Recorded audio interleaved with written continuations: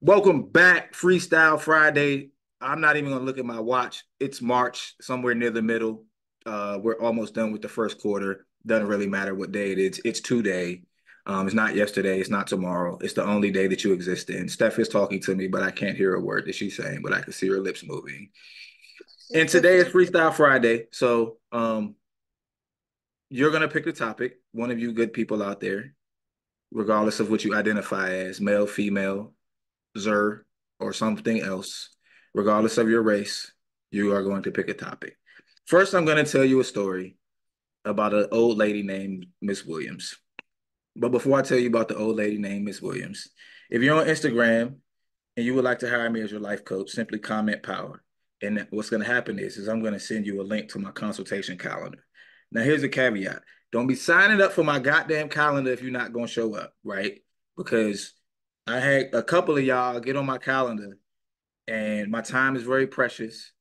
I'm a black male. I'm gonna pull the black card. I'm a black male.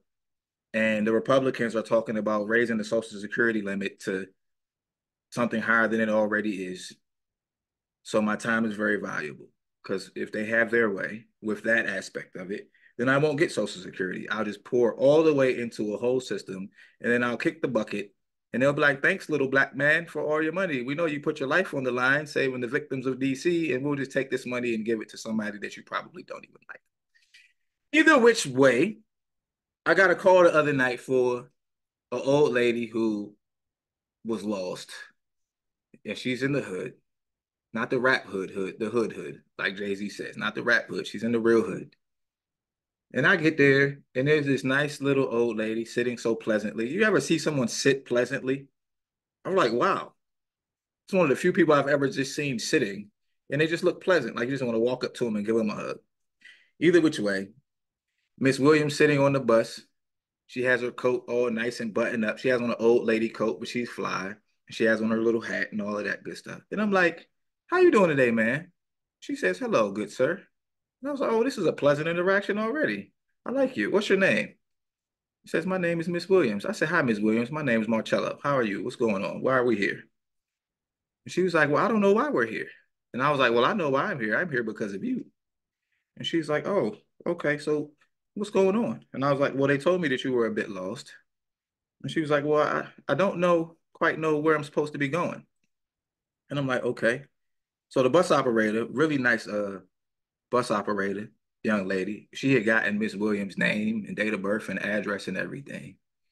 And we were trying to figure out if I were to take Miss Williams home, would someone be there to open the door for her? Because Miss Williams didn't have her key.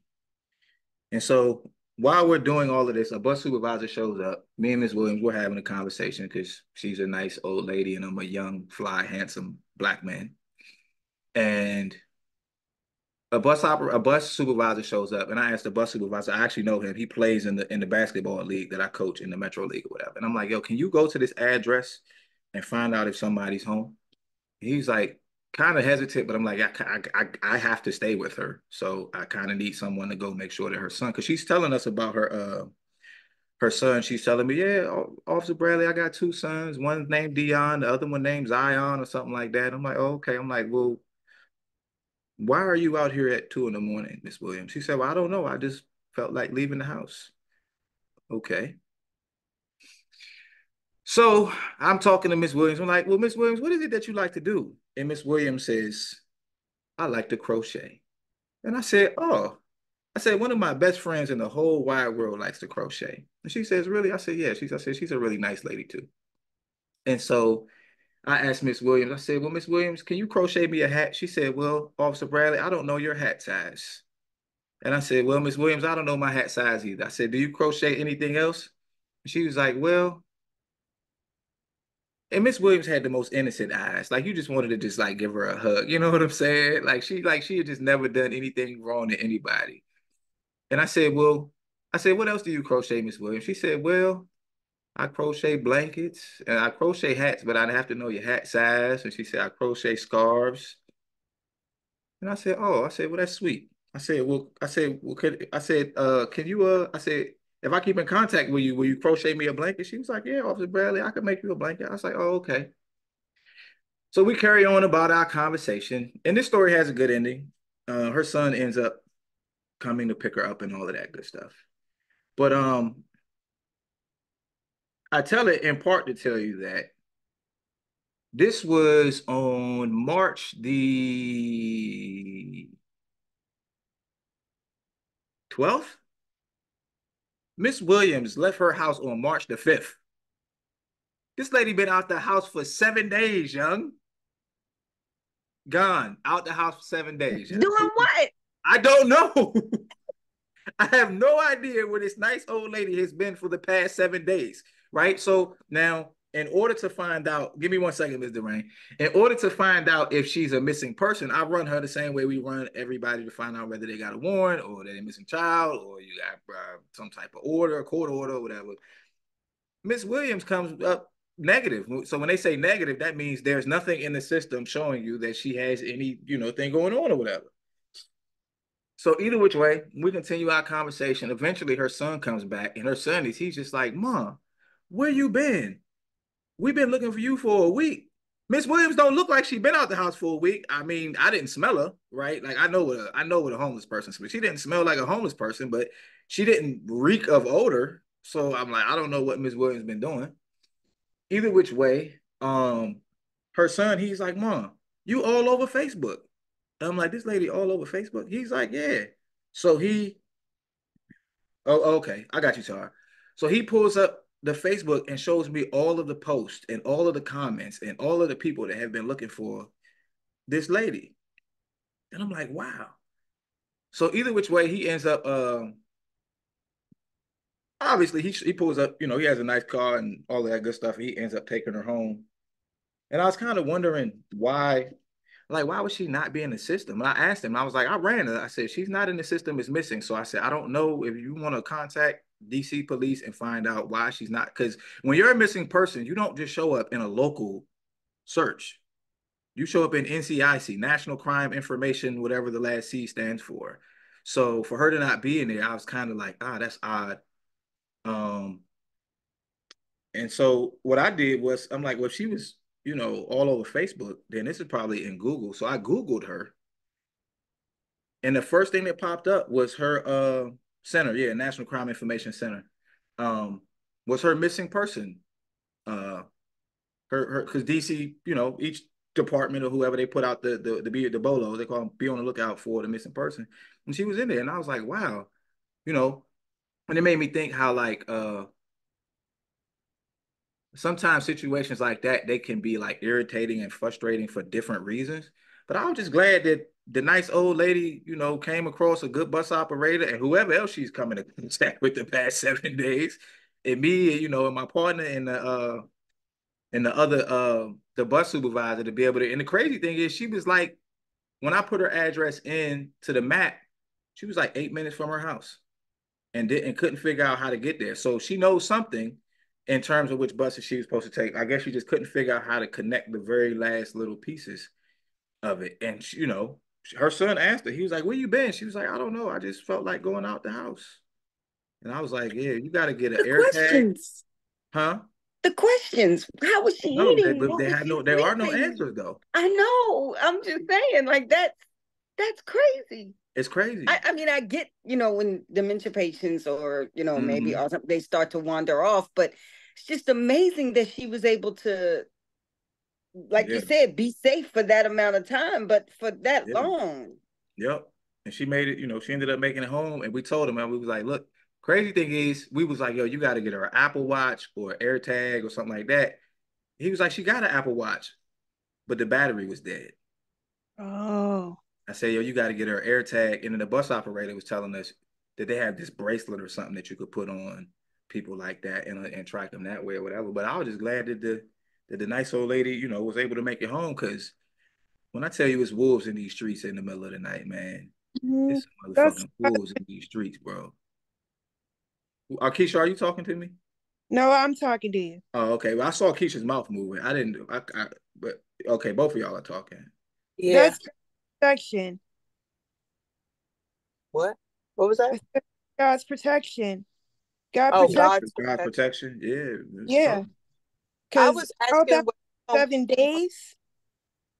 Yeah, so so they had a missing joint out for her on the 5th, and they had another missing joint out for her on the 9th. So at minimum, it was 3 days. At most, it was 7 or 8. And they don't really delay putting that type of stuff out, especially when it's an elderly person, because they call them critically missing. Because you can have a missing person, like if I just drive off into the woods somewhere, that's just my choice. But if you have like health issues, age, or if you're young and stuff like that, then they'll issue like a critical missing type thing. And yeah, either which way, she's I don't know what Miss Williams was doing, but she made her way back home. So. And her son was like, well, that'll never happen again. We're like, okay, well, you got to figure out a way to keep up with a dog because everybody ain't going to be as nice to her. She had a purse and all of that stuff. So she probably had some money in there, all that stuff. So I don't know. But that was a good, good happy ending to what could have been a really bad situation. Miss Williams made it home. Hopefully she's making my blanket for me. Keisha, what you was going to say? Fucking ass. Oh, excuse me. I was asking, was she on one of those 24-hour bus routes? I don't know if any of the 24-hour joints actually go to Naylor. Oh, I okay. think the Oh, bus, the so 30 line. the bus she was on, it might be because we don't get to hang out at Naylor. We got to sit at Anacostia all night because people die there. Yeah. So Naylor just kind of goes unmanned, and we just hope for the best. But the bus she was on was going out of service, and we were there for probably about an hour, and I didn't see any other buses come through. Oh, okay. But I don't really hang out. We don't get to hang out at Naylor because we have to sit at Anacostia. So Okay, I got my sergeant says under 15 and 60 and up automatically critical in DC. So if you're missing and you're under 15 or you're over 60 in DC, you are critically missing. Well, So I will say that if Miss Williams does not come through with your blanket, I would be happy to make you one. my dog, I appreciate you. So I got one more story for y'all. This That one's sounds like a little hate right there, Mimi. Oh, ain't no hate. And I don't think no hate. It's Friday. It's Friday. So I'm gonna tell y'all another story, and this is more so for the people who are either A, heavily Democrat, or B, just into politics. Now, this is funny. It's lighthearted. For those of you who know me, no 24-hour goes to Nail if I can't remember. No, right. Y'all know me. I'm more independent. I don't really rock with either. Both of them have some good, both of them have some bad. So I'm gonna tell you a quick story. So I was on Instagram yesterday, and there's this conservative YouTuber who I enjoy listening to because he's very fair, right? He's very fair in his assessments of whatever either side is doing. So for those of you who know Ben Shapiro is a well-known conservative commentator that people who aren't conservative don't like. So ABL is the guy who's doing the video, and he's doing a video on a monologue that Ben Shapiro did. And in this monologue, Ben Shapiro is making the argument for why we should raise the Social Security age. And Ben Shapiro is laying out all of these fiscal numbers and back when FDR created this thing, the life expectancy was less than what it was in order to be able to get it. So we need to adjust. Now, if you aren't familiar, the present day Social Security age, in order to retire, you have to be, I believe, 67. Now, depending on when you were born. So like my father and my mother-in-law, they were able to get it at 62 or 60 to whatever, 60 or whatever it was. But as for me and my house, we will serve the Lord and we will not get our Social Security check until we're 67. Now, y'all know me. I be shitting on the Democrats. Right? I'm like, I don't fuck with Joe Biden. When I watched this thing, I called my father and I said, I just turned into a Democrat real quick. I said, hey, tax the rich. I turned into, hey, Trump. Hey, look, hey, Trump, you got to pay some motherfucking taxes today, yo. You're going to have to pay some taxes, my boy. You, Elon, I had the Amazon guy, Jay-Z, Beyonce, all y'all, Obamas, whoever got money, y'all going to have to pay some taxes today. And I'm going to, hey, AOC, come here. I know I don't like you. Rashida Tilly, hey, come on, let's talk, let's sit down, let's talk about this thing. Let's have a meeting of the minds, you What are know. they talking about raising it to? I don't know. Oh, they I don't haven't know because said. I think so yeah, they're talking about so this is the thing about it. And my father was cracking up because him and we've had our discussions about politics. And he was like, "Oh, I see what you say." I said, "Look, I'm gonna do what everybody else do. I'm gonna vote in what's in the best interest for me." So they better thank God election day wasn't yesterday because I'd have been in that joint pressing Joe Biden, AOC. Is Nancy Pelosi? Where's Nancy Pelosi when you need her old decrepit ass? Because ain't no way in the world you about to tell me I gotta work till I'm 72 or 75 to get some goddamn checks. No way, no way, no how. And just that quickly, I was like, oh no, oh no. What up, Mikhail? So I thought that was kind of funny for somebody who be kind of like, rocking I with y'all. might wear blue tomorrow. I'm about to be in a blue shirt. I'm gonna have, let me, this shit don't match. Let me go and put on my blue hat. It's funny to me though that they can see that, times have changed in terms of age and making us work, but not times have changed. Let's raise the freaking minimum wage so people can live on either side. You know what I'm saying? Like, The whole shit is crazy. And I absolutely. said to But that myself, was ain't no way in funny. the world you about to convince me to vote for you. And you By talk telling about me I gotta raising work the Social longer. Security age to a joint beyond my life. Like Yep. that is a scam. Hey, give That is, us yeah. X percentage of your check for the 50 some years that you work. And then guess what you get? Nothing. Nothing. Right? Nothing. Yep. It's like That was funny though. it's like they saying, hey, look, you old, decrepit 68-year-old man. We got more bombs to buy. But we gonna need you to work a little bit longer. No, I'm not working it. No. So I thought that was a That good was fun. that I had by It myself. was. When you come to the realization, you're like, the other side do kind of got some good shit with them because at least they try to figure out a way. Now, once I was done laughing, Bernie just introduced a bill to drop the standard working hours to 32, and anything over 32 is overtime. I don't know about that because then that people gonna take a pay cut.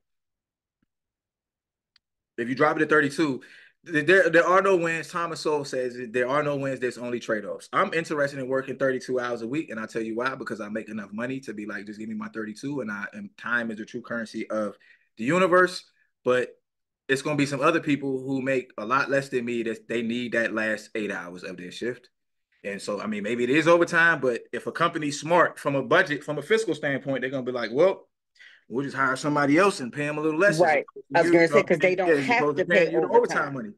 Right, because you don't have Um, to pay over. You don't have to give an employee overtime. So, what company would be dumb enough to voluntarily pay 8 hours of overtime to every employee? So, you're right. People are going to lose. Hourly employees are going to lose money. Period. yeah.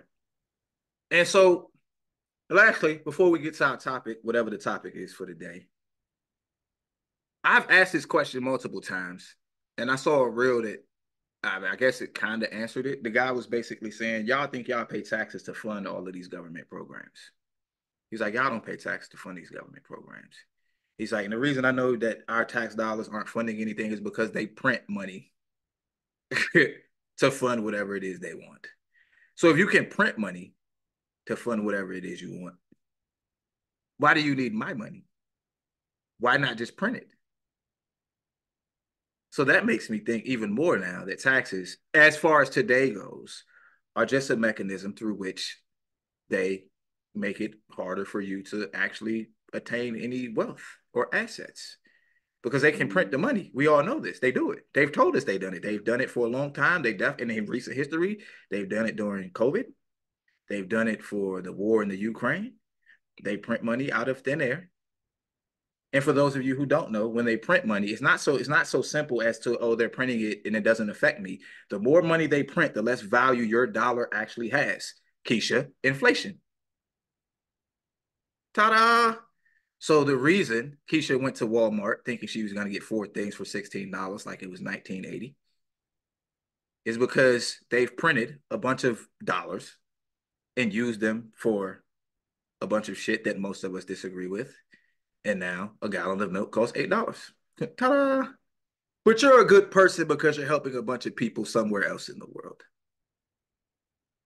So there's that. Miss Williams made it home. Hopefully I get a blanket. Uh, I don't want to work until I'm 78 to get a check that I've been putting in for my whole life. And Keisha has no choice but to keep buying $8 milk. Ta-da! Welcome to Freestyle Friday. I don't know how that made you feel, but that's where we are today. Hey, Um, y'all, you know that Netflix has a documentary about the Cold War? really?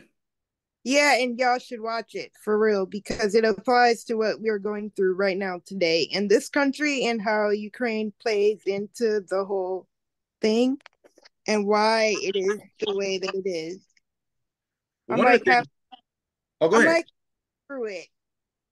One of the things that I kind of, I won't say I researched, I kind of just kind of read about, because I like to get the information that the regular news gives you and then go find the opposite, is that NATO pretty much went back on the agreement that they had with Putin. And that's why Putin invaded the Ukraine.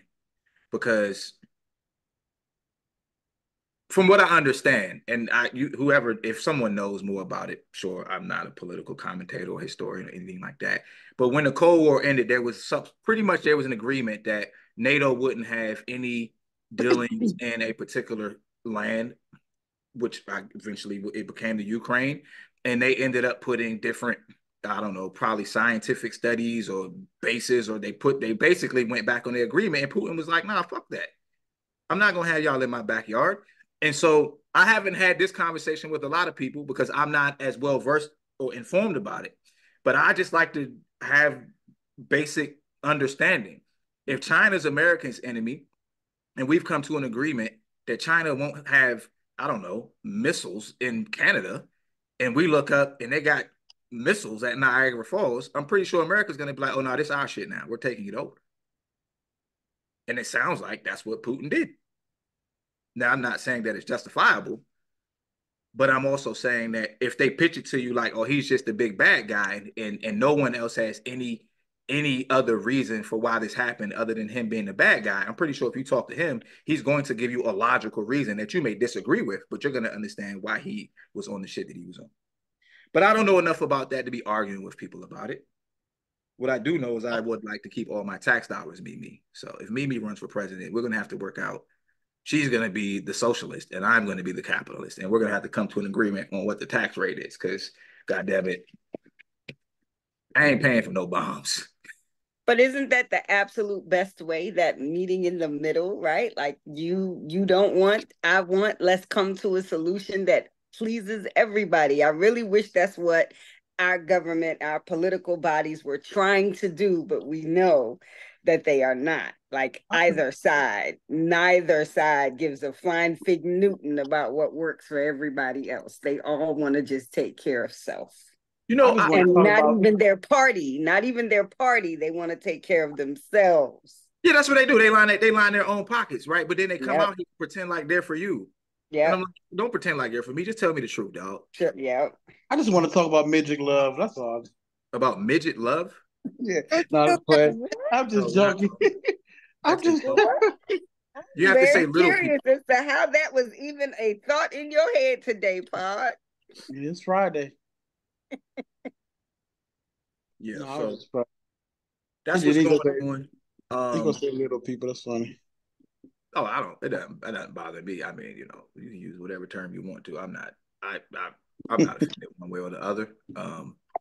So Keisha's angry about inflation. Pod wants to talk about little people, and Cindy is conflicted because she read something that said, "If no one checked on you today, keep focusing on yourself," and that got her conflicted. So those are the ones that are on the table. And if there's something else that someone wants to talk about, speak now or forever hold your peace. So what we talk about today? That's it, Cindy. I believe that quote is right. I want to talk about that. I I want to know, talk I about know, that too. I know that we want people to care and understand and feel for us and care about us. But this world is so cold now, and it's demagnetized itself from loving on people. It's you humane. I hate to use these big words, I don't like big words, but this world is just corrupt and it's selfish now. So I get that quote because, So you got to really check. You really got to really have self awareness when nobody else have awareness about yourself, just to keep the balance. Because you depend on people to check over your own family, you'll be a lost cause out here. His family ain't the same no more to check up on. You know what I'm saying? Back in the day, family not here for you a day or so. They coming to see what's going on. You know, when I was young, you know, so they come and see what's going on. So they don't even do that now. You know, so I understand how you feel. Just the way of the world now. Okay. Does anybody else have huh? Amen. Paul God, J Bone said amen. I understand. If it wasn't for God, y'all, we would not be here today. If it wasn't for God, we wouldn't be here today. Yeah, I agree with that, J Bone. And you know what, man? What's that? Man, you are my prayer and my heart. Oh, thank you. And bro, I've been worried about you ever since that you're a police officer. I've been worried about you a lot. Well, I'm at home tonight, J Bone, so you don't have to worry about me. The only thing you got to worry about me is me sleeping too hard. Man, can I be honest with you, man? No, not today, J Bone. You're always honest with me. Try something different today. See, as a good friend to me, bro. If I ever do go to DC one day, hey, ever since you're a police officer, but if somebody ever did steal something of mine, God forbid, I will call you right away. You don't call me. I don't know. Because you know why? Why is that? Because lately when you call certain police officers, they don't answer. Certain ones don't do the right job. Like certain ones are rude and nasty. Yeah, that's true. Some police officers are rude and nasty. Some of us really would rather just be somewhere reading a book. And some of us actually like talking to people. The reason why I would call you if something ever happened to me, God forbid. Because that you're my friend and you know me way more. You're absolutely right, J-Bone. Hold on one second, J-Bone. Mimi, you got something. Mimi, what you got? I was just gonna say that, like, I didn't hear the whole conversation with Cindy. I just heard her say she was triggered by it, and I just wanted to say that, like, really and truly take that with a grain of salt, especially if it's on social media, because there are so many versions and perspectives on that topic that you could have rolled across anything, right? There's that one that you just saw. I have personally seen, like, stop checking on people who don't check on you.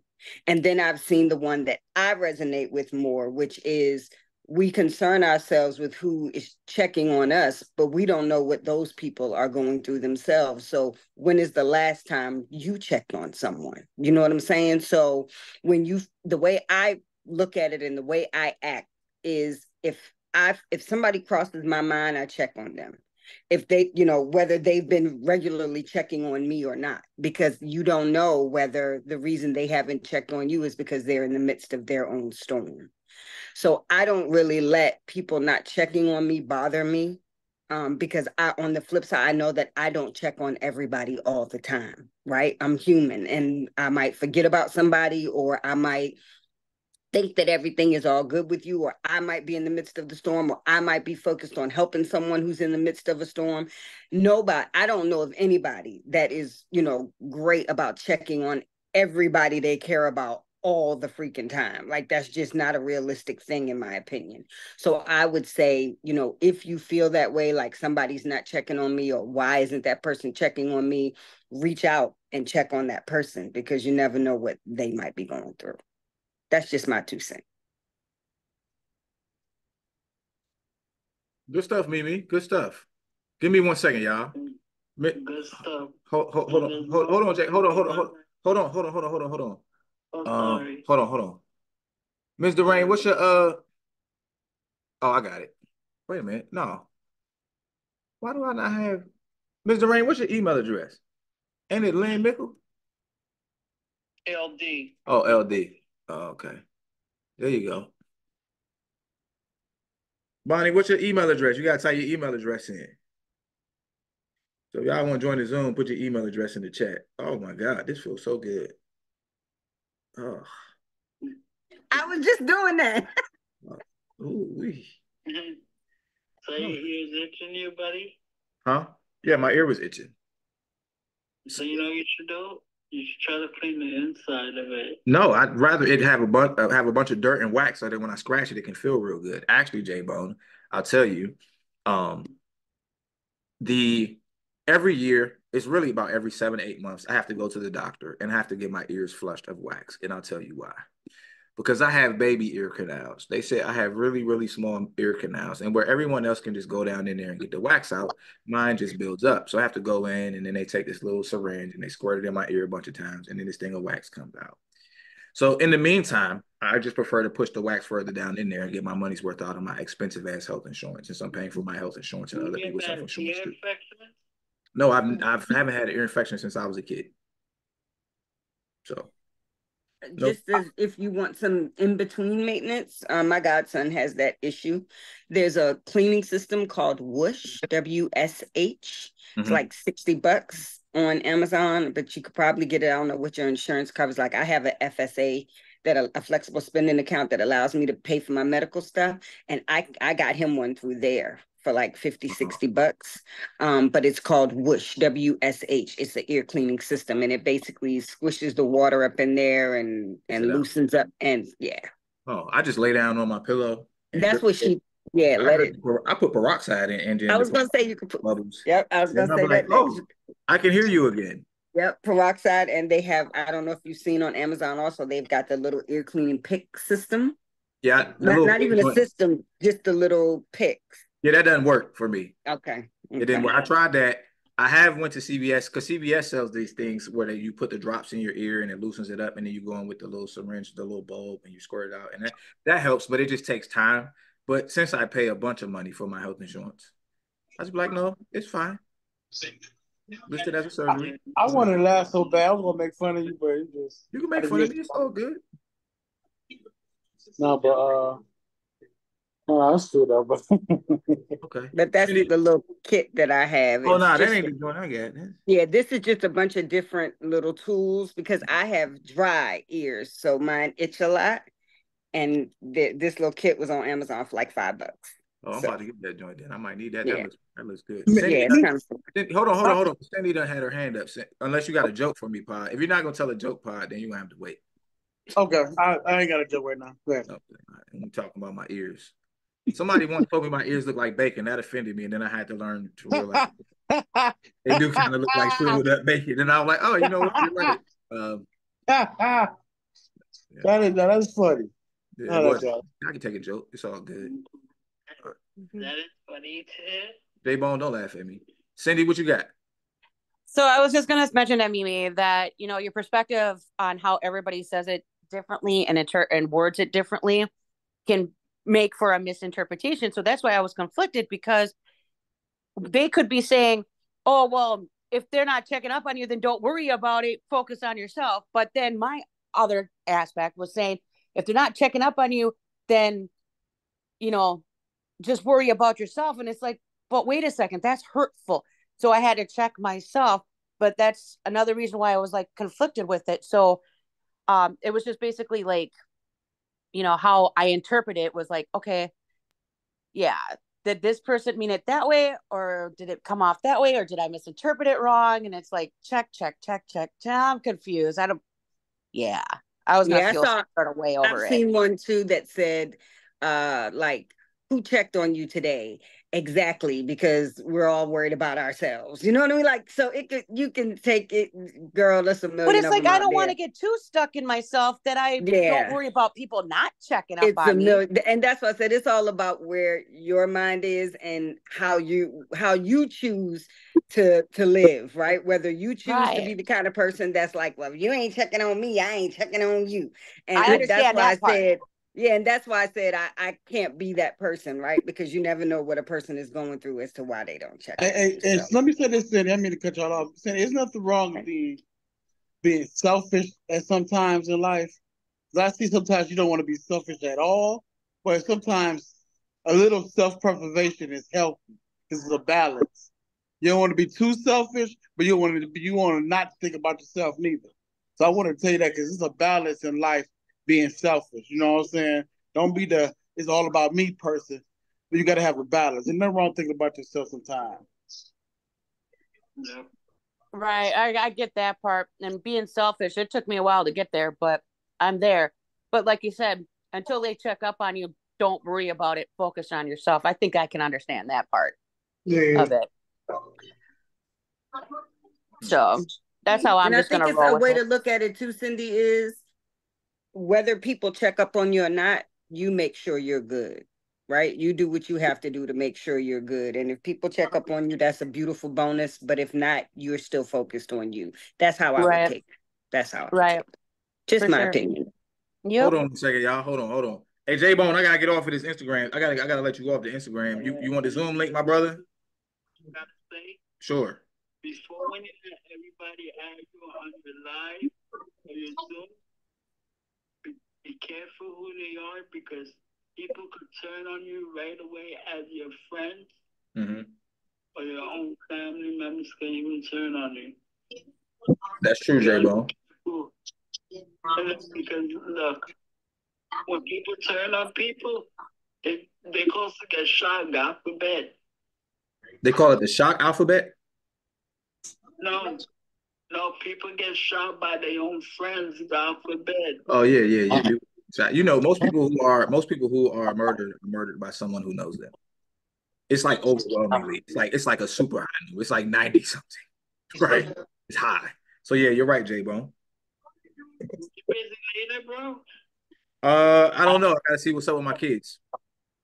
If you're busy later, is it okay? Can I call you later after we're done with your life? Yeah, hit me up. Okay, love you, bro. I love you too, man. Peace out. Be good. Being a good friend. I do my best. I'm not always a good friend. Sometimes I'm a bad friend. I'm not good at checking up on people. I'm not. To me, since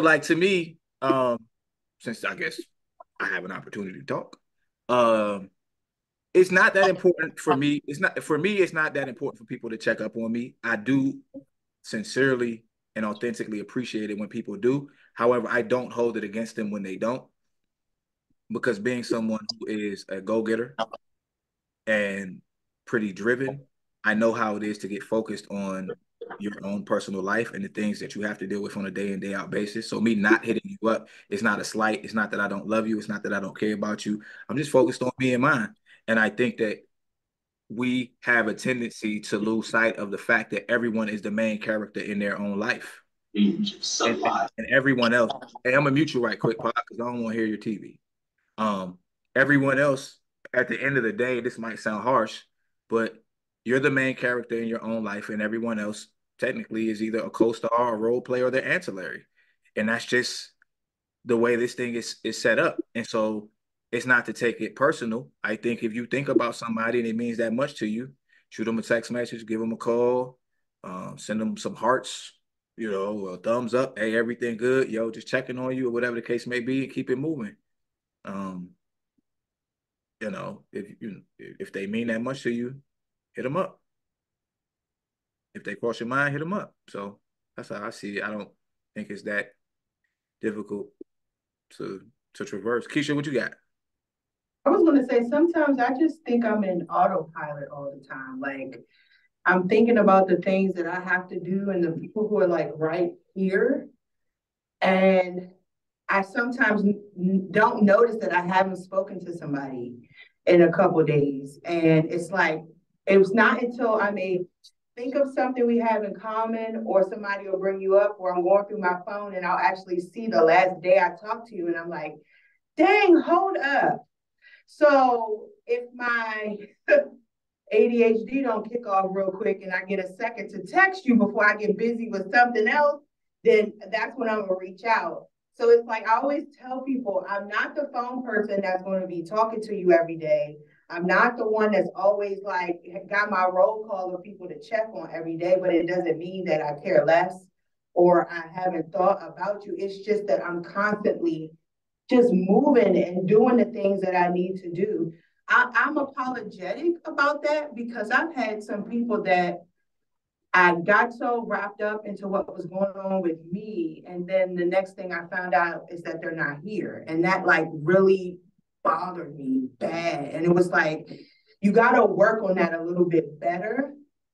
But I'm just not that person that's checking in all the time and every day. But that just opened my eyes to just be more aware of the people I truly care about and to just keep some, form of communication open, because to not do it and then you can't do it again, that's just like something different. Okay, good stuff. That's a good point. I've had that happen before, and to be quite honest, I didn't feel that bad.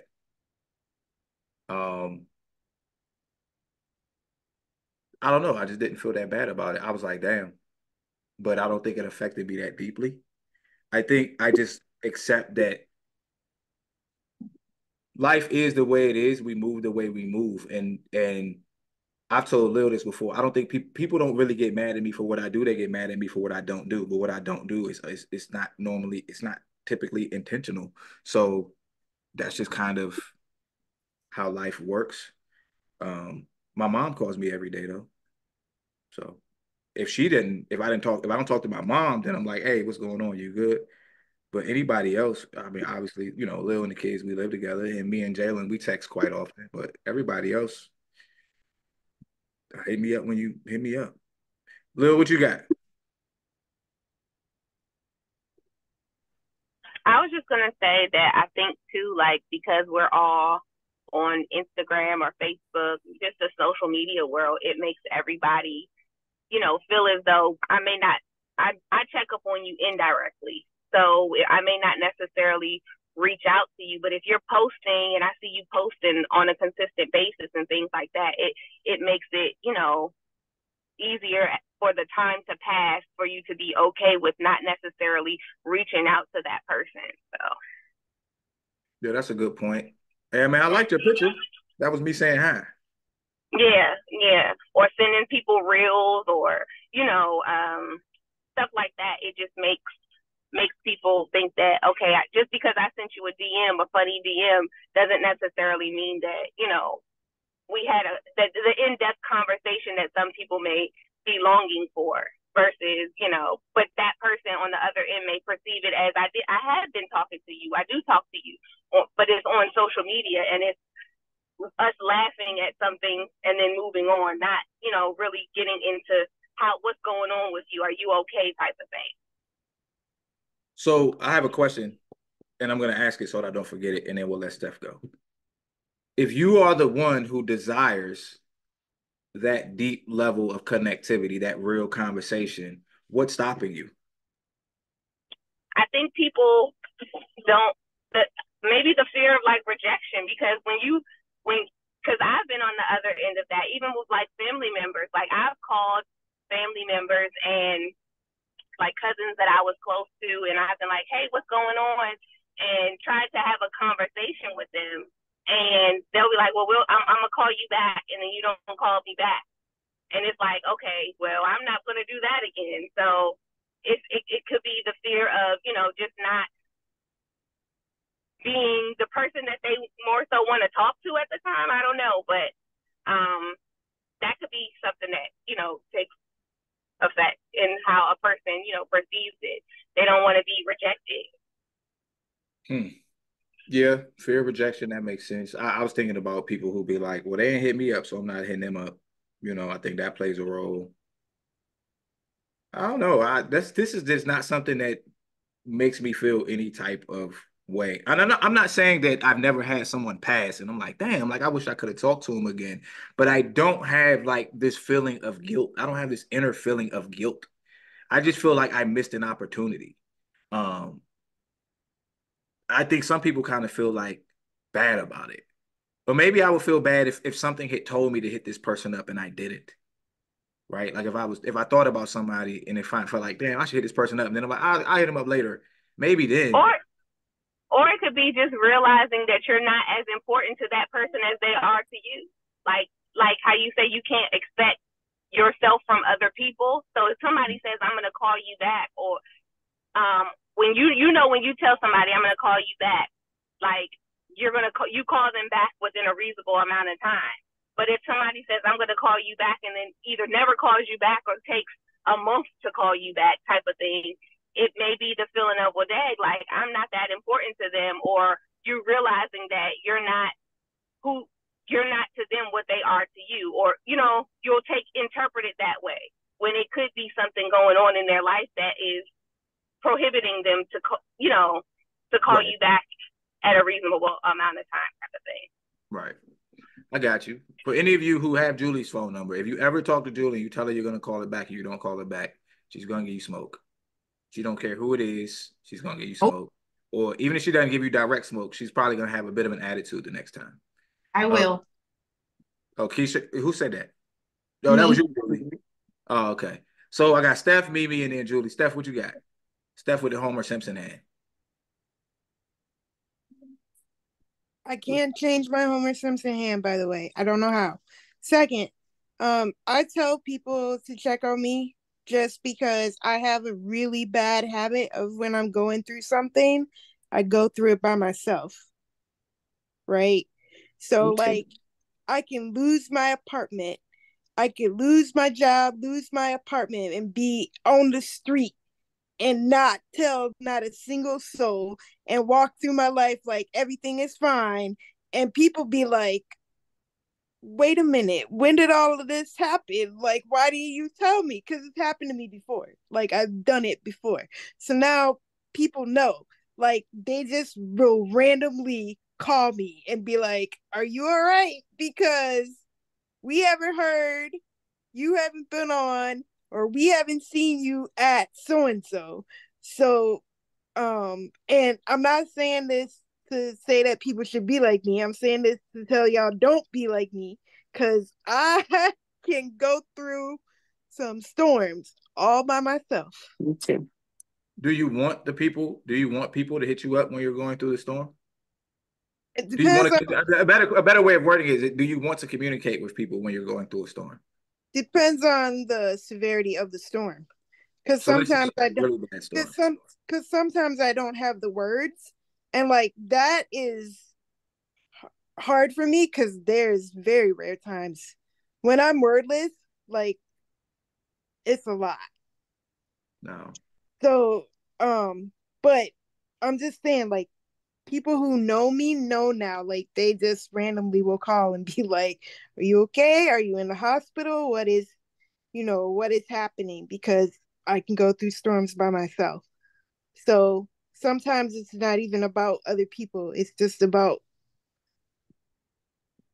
what you feel you can put on someone. Like, I don't like putting things on other people, but I also know that I can't move through this world by myself. Right. I don't know if that makes sense. It makes sense. I was just wondering, if you go through storms and you would like to be able to communicate with people, but you choose not to, then your actions are not in alignment with your desires. Right. And it's like you're waiting for other people to come and fill a void when you could. Maybe you don't have to have the words. Like, something that I've learned lately is you don't have to have the words. You could just say, you know what, I feel some type of way and I don't have the words right now. And just in expressing, like, verbal expression is so powerful. So I finished reading the hostage negotiation book, and I'm going to reread it because it's that dope. And I took in-depth notes. I could probably teach a class on this shit now. I be trying to get the people off the bus, and some of them be like, nah, nigga, that shit ain't working. Well, fuck, I ain't going nowhere. I'm like, all right, it's cool. I got to take you off there. But one of the things he says in the book, which I already knew, but it was cool to see him put it, in the book. He said that it's called labeling emotions, and he talks about, as a negotiator, you want to be able to get your fingertip on that person's emotions, and he says you always want to try and label their emotions, but you don't want to label it directly. Right. You have to pose it in a way that allows them to give you the answer. So if someone were screaming and yelling, I might say, it seems like you're having a bad day, right? So I won't be like, you look like you frustrated, right? It seems like things aren't going the way you want them to. You're right. They're not going the way I want them to. And what he says is labeling negative emotions decreases the effect of the negative emotion. But labeling positive emotions actually increase the effect of a positive emotion. So if someone's happy, you'd be like, yo, you look like you just won the lottery. And you'll notice they'll be like, yeah, dog, I'm trying to tell you. And they go up, right? But when they're down and you do it, they kind of begin to come up also. So simply labeling it, depending however you choose to do it, it typically works out well. So, right. yeah. Thank you for the tip. And to answer your question, because I don't know if I did, yes, I'd prefer if people check on me. That's why we developed this system now. They don't wait till I fall off the planet. They like have a regular, like, if I don't hear from you on a Friday, because everybody knows that's my day off, like, I'm gonna be calling you on Monday morning or whatever. Okay. Well, that's good. That's good. Mimi, what you got? Julie, you had your hand up too, right? Where your hand go? You put it down? Okay. Mimi, what you got?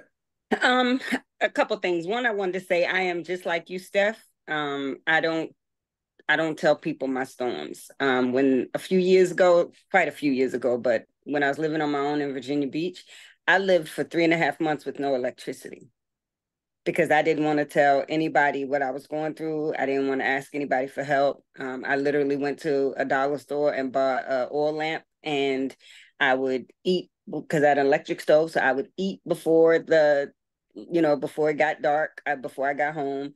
And then I would read by my oil lamp until I fell asleep.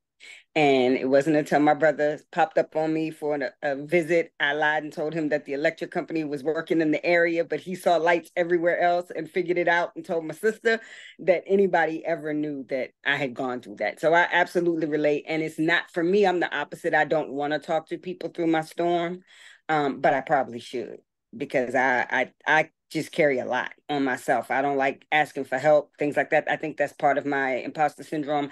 I don't want to be a burden is the way I think of things. So I don't reach out to people when I'm in the middle of something. It's dumb. I know it's dumb. I know it's probably not the smartest way to be. That's just me being honest about the kind of person I am. But the two things I really wanted to say was number one, and I think somebody may have said this in the comments, and if they did, I apologize. I think that's what sparked the thought for me. But social media makes us think that everybody is our true friends, right? Like that's my friend. No, that's somebody you know on an app that you've never really had a deep conversation with. I'm not saying you can't make true friends that way. I'm just saying everybody on your social media is not your true friend. And I feel like checking in regularly, not the occasional, but checking in regularly on somebody, I think that's something that true friends do.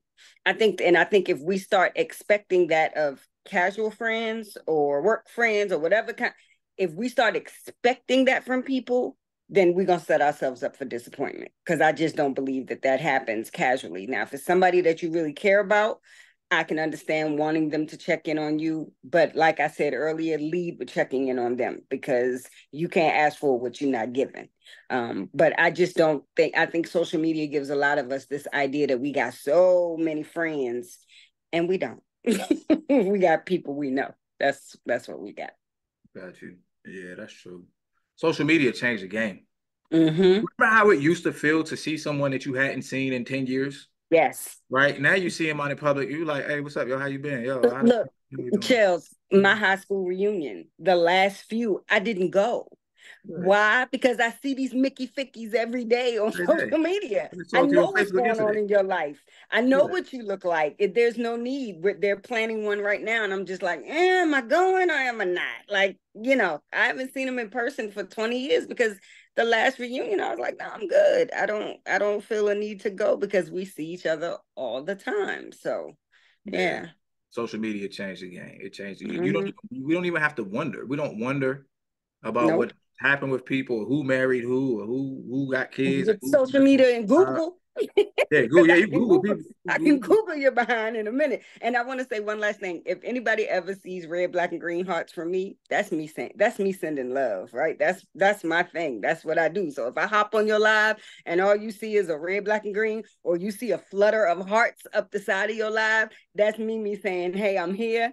I love you, but I may not feel like talking tonight, or I don't plan on staying very long, but I'm gonna hop on and give you some love and hop back off. And I do that all the time. And to me, like Keisha was saying, to me, that's checking in. But somebody else might be like, well, you ain't talking. So yeah, just all of these perspectives I think being shared are absolutely on point. So one day we can have, maybe next week we'll do a topic on what type of friend are you? Right? We can figure out what type of friend are you. Because I there's a clip of Marlon Wayans. I think he was on the Breakfast Club. I think it was the Breakfast Club. And he was saying, like, I'm not the friend that you call to celebrate your wins. He's like, I'm the friend that you call when you're down in the dumps. You really need somebody. He's like, call me when you really need me. He was like, if you winning, just keep winning. That's how, I'm good. I'm happy for you. But if you down in the dumps and you really need somebody, I'm that particular friend. And I was like, oh, that's an interesting way of thinking about it or going about it too. So, Pa, what you got? Dr. Hawk. Oh, hold on one second. Hold on one second, Preston. Asia, did you bring lollipops for the rest of the class or just for you? I did. Sorry. Oh, okay. I see how that is. All right. Okay, elf ears. You can stop me for that. Yeah, I did. But I did. Dr. Hawk looks. Yes, I did. So cozy with the sucker in her mouth, her little blanket outside. She just looks so cozy. Yeah, I did that because I'm pretty sure Dr. Hawk has done that to a student or knows a teacher who has done it to a student, who the student is sneaking eating something. She's like, did you bring something for the rest of us? Since Dr. Hawk was over there. You go back to your lollipop, Dr. Hawk. It's all good. I'm just picking on you. Sorry. No, you gotta turn the camera off. We want to see it. We want to feel. See, this is about self-awareness. I want to know how it feels to watch someone have something that I can't have and be able to transcend it. So don't rob me. I can't have a lollipop, and then you're trying to rob me of the opportunity of deepening my self-awareness. Just leave it on, Dr. Hall. We see you. That's called envy. It's all good. Pa, what you got? That's called envy, my brother. But I'm gonna let you have it. Okay, then let's call it envy. Then let's label it. Let's call it. I feel envious, and what I want to be able to do, as opposed to just experiencing envy and being stuck in the envy, right, or running away from the envy by asking Dr. Hawk to keep her camera off. I want to experience the envy and be able to transcend it, so that I can be bigger than the envy. Well, envy is sin anyway. So, but okay. I mean, so is everything else today. So what the fuck does it matter? Hey, don't give me that. God, you know what? That's escape. That's escape route. That's escape route right there. When you say no, that's a factual. That's a factual statement. Well, that's a subjectively. You can say that this is an oxymoron, but that's a subjectively factual statement. Like, it's a bunch of shit that's a sin, so it doesn't really matter. And the Bible says that no sin has more weight than the other. So whatever sin everybody else did today, I'm just trying to transcend my sins. It do say that at a certain point, but it sins outweigh the other. But okay. Now I was gonna say about Don't try to disagree and then just run away from it. Nah, stand straight up. No, because you brought it up, not me. That's the scholars in the scrolls. Listen, I was just saying that. Hold on. Is it not written in your law that all sins are the same? It's written in the Bible that all sins is the same, and the aspect is disobeying God. Okay. Now, when it disobey God, it's all sin, but I'm talking about different levels, because it's different levels. Okay, hold on. Educate me. Does it state in the Bible? And I'm not trying to make a point. I want you to educate me. Does it say in the Bible that there are different levels to sin? Yes, it's different levels of sin because certain sins carry a heavy penalty. Does it say that in the Bible though? Yes, it do. I gotta look. I gotta do my due diligence to bring you the scriptures later, because I don't know them right off the hand. But each sin is sin. Like you said, on the surface level, disobeying God is sin. Anything you do against God's word is sin. That's where it says all sin is equal. Now you have sin it's bigger than one and the other, because murder, rape, and stuff like that got its own hell. It's different hells, different levels of hell. People don't know that, but that's what I'm saying. That's the Bible. Yes, okay. It's different. Yes, it's different levels. That's why you got. It's a deep dive. I'm learning that. I'm learning that now, and under the ministry I am now. Well, that sounds contradictory, though. No, it's not kind. No, no. I say it's. Listen to my exact words. I didn't say that's contradictory. I said that sounds contradictory. Do you understand why? No, you don't get why I say why. Yeah, but okay. I'm telling you, when you do your research and read the scrolls and the scribes and different books and stuff like that people tell you, or just learning about different levels of hell, you be like, what? And it's a whole. It's not a rabbit hole. It's a whole learning curve because people be like, the Bible say this, yeah, that's part of it, but every time you read the Bible, it's deep. You go deeper and deeper in your understanding. And I was saying that, speaking of the Bible, I was saying that when we don't ask for help or we think, what I'm saying, when we say we don't need help, that's pride right there. Our pride is telling us, man, you take this on your own, you know what I'm saying? But we need to call out for help when we in our middle, small, or big storm. And you know what I'm saying? I'm learning that in my storms in the last couple of months, I cry out for help. Or if I trust in the God, like I said, He brings people to help me in the time it matter. But we never need not to go through things without people. Our pride will put us in that space that we need to be alone. We can do this ourselves. At times in life, you will be in that space where you need to be alone and learn that lesson. But we always gonna need help because we get help and we can learn how to help others too in our situations. So when we know that we've been through this motion and we see somebody going through that motion, you might see somebody at work like, such and such ain't saying nothing to nobody. It's a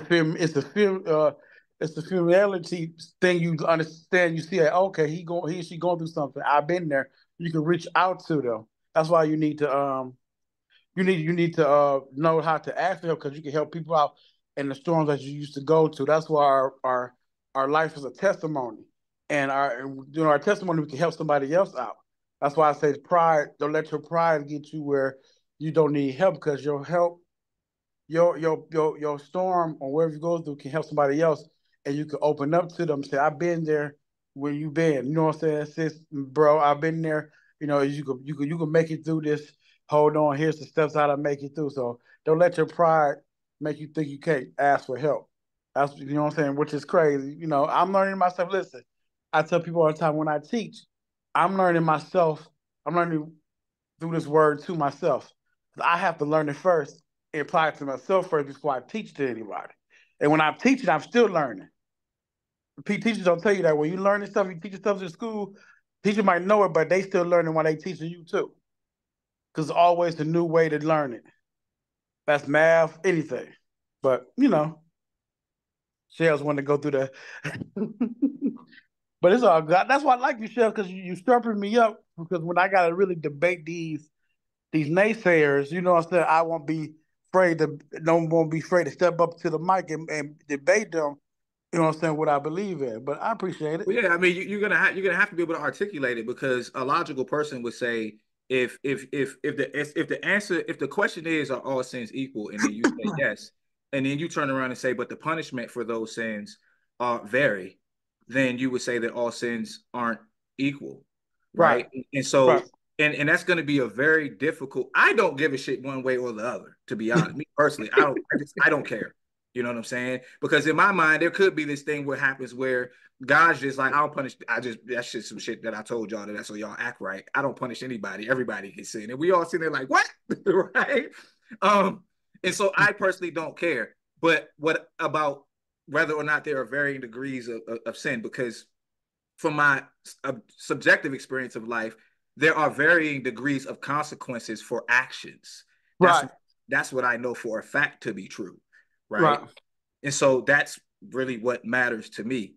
But in terms of being able to argue a point, being able to argue that two opposing thoughts are true and you subscribe to both thoughts is going to be something that you're going to have to be able to traverse. You know what I'm saying? Yes. And so, yeah, it's all good. And I like to ask questions. The funny thing you said that because something popped in my head. Right. You said you might get the guy. So everybody, no matter what you do, is all equals to get a punishment. But life shows us, and it's funny, and God is so smart in our own simple way. He just outsmarts us in our simple things. Just say our justice system. Our justice system shows you, or just part of life, just period, consequence shows you different realms of punishment. You know what I'm saying? So it just if you steal, depending on what you steal, it's a high, middle, maybe high, high, middle, low type of jail sentence you get for stealing. You know what I'm saying? The different levels of certain things you do in this earth, and it shows us. Even you know what I'm saying? That's what popped in my head when you said that. Life shows us the different consequences, levels of consequences. So, If you kill, hold on, right quick, Paul. Hold on. So, because I agree with you that there's definitely different levels of consequences for actions. mm-hmm. The issue for me at hand is that the law is not absolute. Okay. Right. And so when I expect that from humans, right?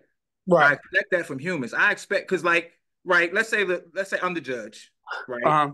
Mm-hmm. And Pod, the law says if you steal something, you go to jail for a year, right? But the judge can sentence you up to a year, right? It's gonna be some people who come to my courtroom, y'all, you going to jail for a year. That's what you get, right? Right. But Pod show up in my courtroom and Pod then stole something, be like, hey, Pod, you just do this community service. That's not absolute, right? Right. So then if that's the case, and that's how we operate as humans. And so our law or our enforcement of the law is not absolute. And I'm fine with that as humans. Where it begins to get complex is I would expect God's law to be absolute. And the problem, my issue with it is from what I see, it ain't absolute. Now, what happens on the other side? I'm not here to debate that because I don't know. It's all theory and conjecture, some shit that's written in a book. I don't know. But my expectation as a human is that God's law will be absolute. And my experience of that, from what I see, it's not. It's actually more like a human. So let me say this. You are right when you say God's law is absolute. When it comes to him, when you do something to him, it's absolute. But because of how how things changed and his son came and died for us, it's a little more mercy and grace. Because when you stole, it's sometimes automatically death, depending on what you stole back in the day. So you right about that. When it comes to God, it's straight maybe life or death thing. You know what I'm saying? If you do something and he judged me right away, it might be life or death. But when things changed up and he see this man was just corrupt, he had to find somebody to come in to be the middleman until we get out of here. Everybody get here. But you're right. I can see how it's confusing. So one more thing to add to it though. I do see that certain laws of nature or of God are absolute. I see some of the absolute laws. For example, if you have a saint and you have a sinner, and both of them plant an apple tree and water it accordingly, right? And prune it accordingly, or however they both take care of it the way it's supposed to be taken care of, both of their trees will grow and be fruitful. Correct. That's an absolute, right? The law of nature is absolute. Anybody, good or evil, rich or poor, left or right, gay or straight, black or white, you go outside in the rain without an umbrella, the law says your ass is going to get wet. So there are absolute laws. The issue is, and we ain't got to keep going deep down into this. Right. The issue is that where we want it to be absolute, it's not. Right. And that's where the questions come into play. That's why you end up with damn, God, why is it that the bad people can get all of these good things and the good people get taxes? Because they work the principle. Right? And I'm gonna say a story. We can go somewhere else. It's a story in the Bible, and this man had the three daughters had to get his property because he did something that he supposed to do. We know that back in the day, even today, you're supposed to touch nothing dead, no carcasses. No dead animal, no bodies. You don't supposed to touch nothing dead because that's a sin. And he sinned and touched them, and they had to kill him because the law back then, if you see somebody do that, you kill them because that's against God's law. And that's what I say when God law was just punishment, straight punishment when you do something. It was just what the word you said is straight up. He had to die because they saw him touch a dead body. And the crazy thing about it is he knew about the law, but he didn't know on certain things that he shouldn't touch, and he touched it, and he died. And his daughters had to get this property by accident. But that's the whole thing. But I'm saying that God's law and certain things back then were just do it or straight consequences. That's what I'm better to say. But you're right. It just I get to, I do know what sometimes that's the thing people ain't going, and I realize people go fight me a little bit when I get in front of people because I understand both sides. I tell people I get the both sides wrong or right, but I'm standing in between for the truth and what's right because I want to understand everybody's angle. I'm not gonna be just picking one angle you are. No, I want to understand why you do it, but I'm gonna give you the understanding why you shouldn't do it. You know what I'm saying? Right. I want to keep that balance. We miss balance in life and how we judge people and stuff like that. But yeah, we could go all day. So I got one more question. We don't have to go deep into this. Mimi's like, we're in the 8th realm of Hades right now. What the fuck are you talking about? The envy thing came up, right? If envy is something, what's another not a synonym, but another experience that's similar to envy? Jealousy. Jealousy. Okay, yeah, jealousy is a good one, right? Jealousy and envy, one, yeah. right? Yeah. The 7 deadly sins or whatever, right? Mm-hmm. If jealousy arises in me or in a person as a naturally occurring thing, is the presence of it the sin, or is it? Hold on, let me finish the question. Is the mere presence of it a sin, or is it the action that one would take based on the presence of it the sin? It's you so smart. That's why I can't say sometimes. It's both. The presence of jealousy is the sin because why? It's both for you to your answer. For your answer, it's both because when you don't have to envy. Bible says you don't have to envy or jealous nobody because you could actually go to the person and say, "Hey, Dr. Hawkins, how you get that lollipop? Show me the steps to get that." So you could go to the person to get what you see they have and that you want. You could ask them to get the steps and how you get favor to get that what they have in their possessions. You know what I'm saying? That's why God said don't envy or jealous somebody.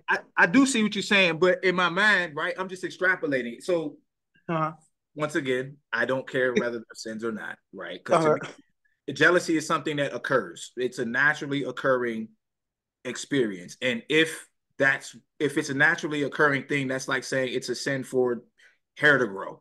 And there ain't shit I can do about that. Right. Right. Now, but what you're saying, Pod, is you're saying the moment I experience the jealousy, I've sinned. Right. And in your mind, yeah. Because and then when you let it drive you to take it from somebody or take somebody's life to get their possession, that's where you went overboard. But hold on, but see, that's what I'm trying to pick apart, right? BB's like, yeah, Chelsea, keep going. Well, no, I'm just saying that then becomes the action that you take because of the jealousy. But me feeling the jealousy isn't something I choose or control. It pops up, I feel it. Now I hear you on what I do after that, but I think what Charles is saying is it just popping up? Is that the sin? The fact that I feel it? Because it's like a seed. There you go, Prince. It's a seed where you like a plant. If you plant anything in the ground and water it, it will grow wherever that seed is. So hold on. But I'm not planting it. Planting is an action, right? Right. Planting is an action. And so the reason, because to me, like a lot of the times we have conversations and things come up and the what's the word I'm looking for?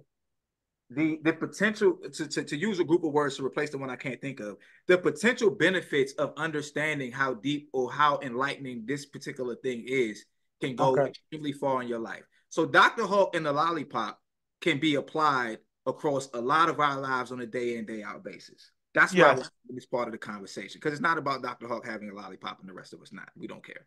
Now she's eating chips or something like apple, something. But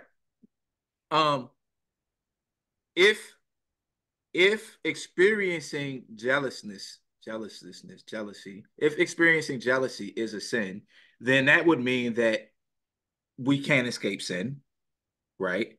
You're not getting away from it because it's a naturally occurring thing. We might perceive it as being negative, but it's natural. So then sin is par for the course. The only thing we can do is try not to take an action. I would say the only thing we can do. One of the things we should do is avoid taking an action that has negative circumstances based on the naturally occurring emotion. Right? Yes. Oh, now. So Pod. Yes. I'm good sometimes at not taking the action. Right? I'm not gonna stay and tell you I've punched people in the face that I probably shouldn't have. So there's that. However, with the Dr. Hawk and the lollipop thing, what I was saying is I see, let's say I see and feel the experience of enviousness or jealousy occurring, right? Okay. And as opposed, obviously I'm not gonna act on it. I don't care. Right. But what it does give me, an opportunity has arisen. And the opportunity that has arisen is for me to experience something that is going to naturally occur again and transcend it. Okay, that's what you're saying. Yeah. You see what I'm saying? That way, the temptation, because we don't always control the temptation that arrives in our lives. We can't always make the temptation go away, right? No, we can't. Right. So if we can get to the point where we don't act on it, cool, that's good. But I'm still at war internally, right? Yes. Yes. Right. So I've conquered the external war by not acting on this, right? Now, which is good because I don't have to deal with any external circumstances that come from this. A girl walks by with a big butt, and the guy's natural inclination is to smack it, right? And he's able to control that. So now he doesn't have to deal with being charged with 4th degree SA. Cool. Right. However, if you think about this, when Jesus goes off by himself and the devil appears, he's dealing with this. This is an internal battle that's occurring, right? And so now he has to be able to know these difficult experiences are going to come internally, and I still have to be able to transcend them. So it's not enough to just not take the action. When you begin to elevate, or you have a desire to elevate, you're going to be able to conquer the external first, right? But then you have to be able to see it come and just be okay with its presence, and still be in this space right here and be good. Right. That's what I was saying about Dr. Hawk and the lollipop. Oh, you're right. You know what? Some people don't have that understanding and about things, or try to do things and try not to do things when it comes down in our flesh. And it's a constant battle. This flesh is filthy, and our mindset, because we're gonna have thoughts. That's why he says, don't even put it in your mind. Cast it down as soon as you think about it. Boom. You know what I'm saying?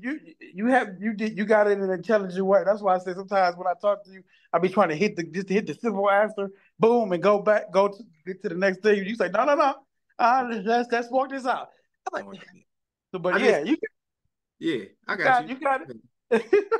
I like to extrapolate because it matters. And our brains are really fast. Like, consciousness is everywhere. Consciousness is really quick. And sometimes words are shortcuts. Words are shortcuts for more words. They were shortcuts for feelings, right? And so as opposed to just allowing the shortcut to exist, I actually like to travel the road, right? And when you travel the road, you pick up other jewels along the way that help you understand how to traverse life. So that's true. That's why I still be right, because I gotta learn that. Because when I'm teaching people, I gotta understand my crowd and the people. Some of I just can hit it with the jab. They understand. Somebody be like, wait a minute. It might raise, and I tell people if the pastor allowed me to ask questions during it. You know what I'm saying? Because I might have some people like, I don't get that, brother. Can you explain that to me? And I'm gonna have to explain what I'm teaching. So it's a learning. I'm learning. That's I want to give you the word that hit the devil in the mouth a couple of times and get out of there. This is a fight, boy. So I think, and then we'll move on. I think that one of the things that turns people off about, we'll just say religion, is that some of the people who are the leaders of religions aren't willing to answer people's questions. That is so true. Right. And so I think if you're a leader and you're giving people insight on how to live their lives, they're naturally going to have questions. And it's not enough to just say, because that's the way it is. It's not going to fly. We gonna move on. Don't tell nobody to say this. This is the little secret. You know why they don't want to answer people questions? Because they don't know the answer. Nine out of 10, they dealing with the same issue. Yeah. Okay. And so when we deal with the same issue, you're exposing yourself because you're supposed to handle that issue before you even teach. But that's a whole different thing. Don't when you see they jumping on me, just pray for me because I just exposed something. But it's okay. It's all good. I personally would rather learn from a leader who's either going through it or been through it, as opposed to somebody who has skirted it completely all together. I like learning from people who've suffered. So that's big facts, right? And what you eating now? He got me looking at you, Dr. Hawkins. What is you tearing up now? That's all right, Dr. Hawk. Y'all want some butter toffee cashews? Oh no, these joints are crack. Now I don't know if it's a sin to eat these pod, but I was baptized when I was about 8 years old, so I think I'm good. No, you good. You supposed to eat whatever, man. Whatever, man. All right. They sound good. They sound really good. Somebody else, I'll be on their live say the same thing. I'm like, listen, I'm learning this stuff. I'm learning too. Hold on. With the eat cash. Come here, baby. Dr. Hawk, let me tell you, Dr. Hawk, look. Hi, sweetie. Oh, look at you with your sucker. Oh, you got your lollipop, baby. Yeah. I just finished mine. Yeah, it's good. Hey, Fin. No, I don't want to touch it. You sick. You got the germ. Can I get this one? This one? Can I get this one? Hi, Daddy. Can I get this one? What about this one? Can I get this one? What about this one? Can I get this one? I need this one. Okay, I love you. Baby. See you later, baby. Bye, baby. Oh, look. She bought you one? Yeah, she bought me a lollipop. Hey, Shells, I want to know. I want to see your face one day when she's like, Daddy, I can't give you this candy. This is for Tim. You be like, who is Tim? She gonna say it's for who? This is for Tim. I can't share my candy for you, Daddy. Got lollipops for everybody since Dr. Hawk didn't bring any. I got lollipops. And they bought me my favorite one. Did y'all know my favorite color is orange? You didn't say that. I'll take the red one. You want a red one? Hence me getting bright orange nails one time just to mess with you. Modern. They need to do a teleport. They need to do a teleport so we can pull through the phone. They probably got one. Believe it or not. Don't be surprised. Yeah, they do have a teleportation machine. They teleported the shit one time. It's on a documentary. You can't put anything on YouTube that's not true. Oh, I see the orange. Yeah, that's dope. Yeah. So so we were talking about staying in contact with people and all of that good stuff. Does anybody else that hasn't said anything or anybody else has something else they want to add? Julie never got to speak. Oh, I apologize, Julie. Julie, come here. Julie sent me a gift, y'all. Hi, guys. Hi, Julie, man. What's happening? So, I think somebody already said it. I was thinking, like, when people complain like that such and such hasn't reached out to them and they're not going to reach out back, I think that's like ego and pride. Because if you really feel like, if you have such a strong feeling about it, it doesn't take that much to just pick up the phone and connect with them. But if it's a case where you're the one that's always doing it for like certain people, then you might have to reevaluate like that friendship. But I tend to get away from people like when my social battery is empty and I don't want to talk to people for a while. And then when I recharge after a couple of days, I just start calling all my people like, what's up?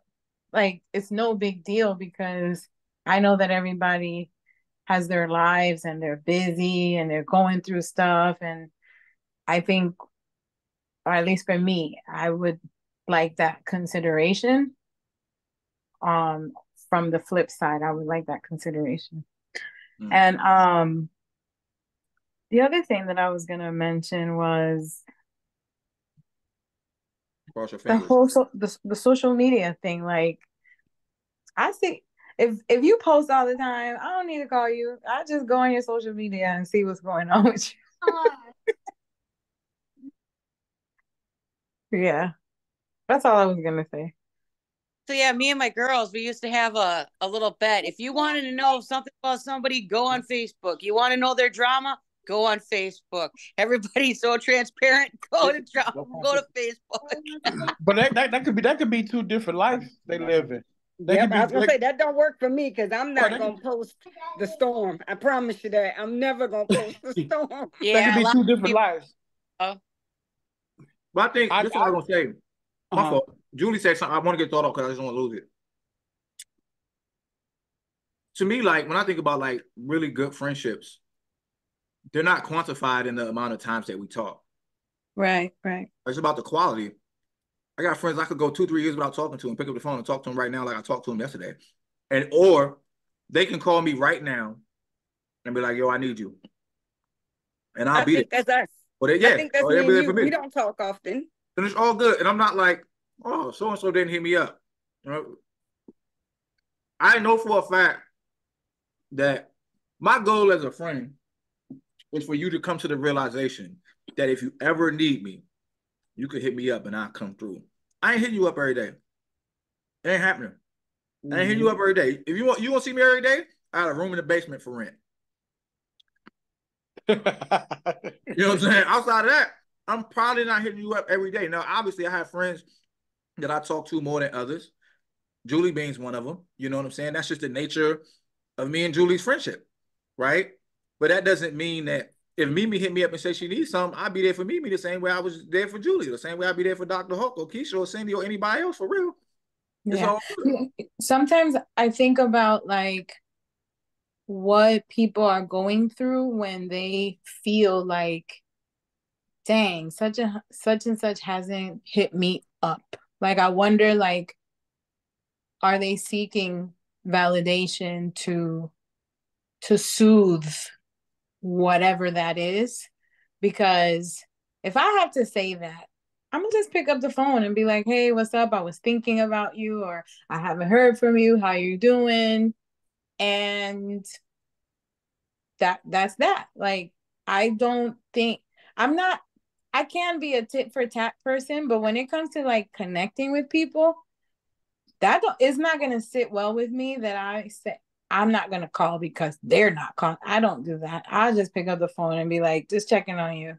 You know, call me when you're free. And if they call me, my close people will, but my not so close people, I won't hear back from them like that. And it does bother me, but then I remember like that's who they are. Like they say they'll do something and they don't do it. That's just who that person is, and I have to accept it. But that doesn't stop me from like picking up the phone, especially if like someone is on my heart. I'll just pick up the phone real quick and reach out to them. But I know like we live busy lives, you know, so I can understand. Like my best friend, I don't talk to her all the time, but when we connect or she called me twice back to back, I'm dropping what I'm doing. What's up? Where I gotta go? Where do you need me at? Like that's how I am. Yeah, I do think there's an aspect to it to where maybe metaphorically, like different friends are like different children. Yeah. And different children require different attention levels, different types of communication, different levels of affection and stuff like that. And so there are some friends where you might be kind of busy and you think to hit them up more because you know they need it more.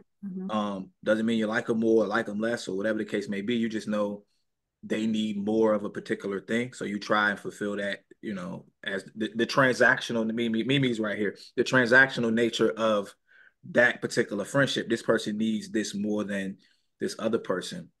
But in general, like I And said, if you there for me, then we good money. That's all. I mean, yeah. we good The money. other thing that I was gonna say is I think it's important, since you said that, for people to learn their friends and learn that they should not all be treated the same. Like, don't call me every day. I'm not that friend.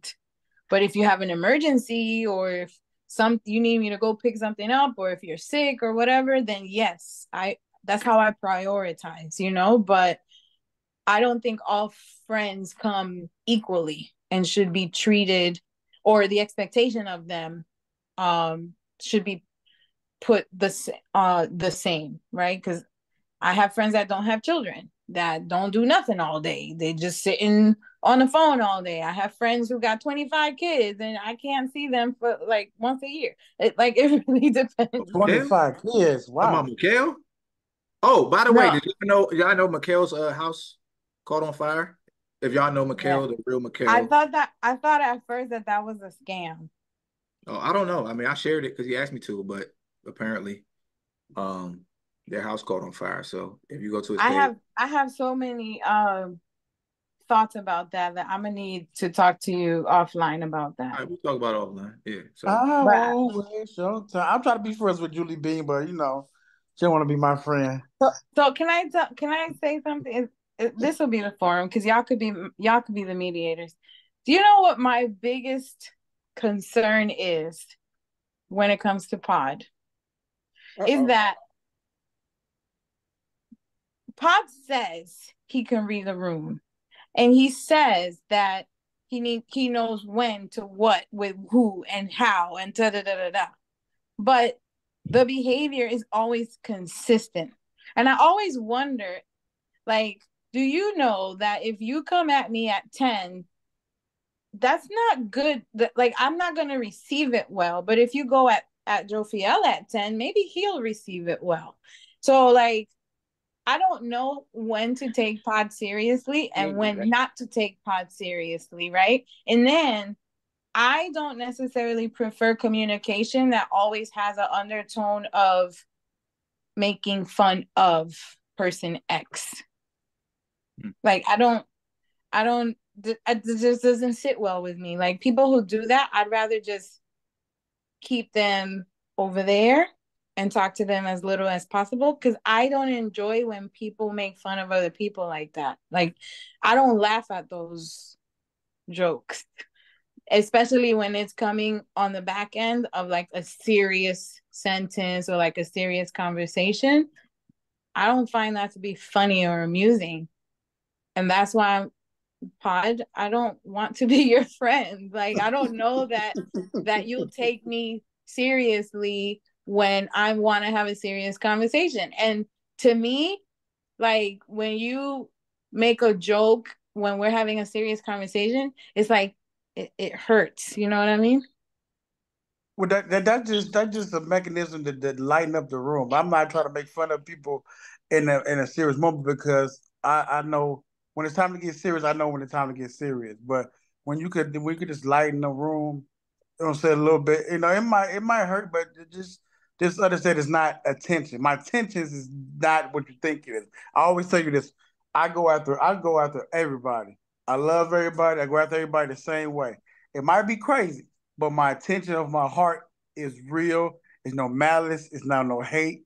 It's not if it is hate towards somebody, I know how to distinguish it and then do it on my own time. But when it comes out of you, I really sincerely like you. You cool. It just I don't know why you think I'm after people. It just you got to know my heart. That's what I said is when it's a saying, charge it to my head, not my heart.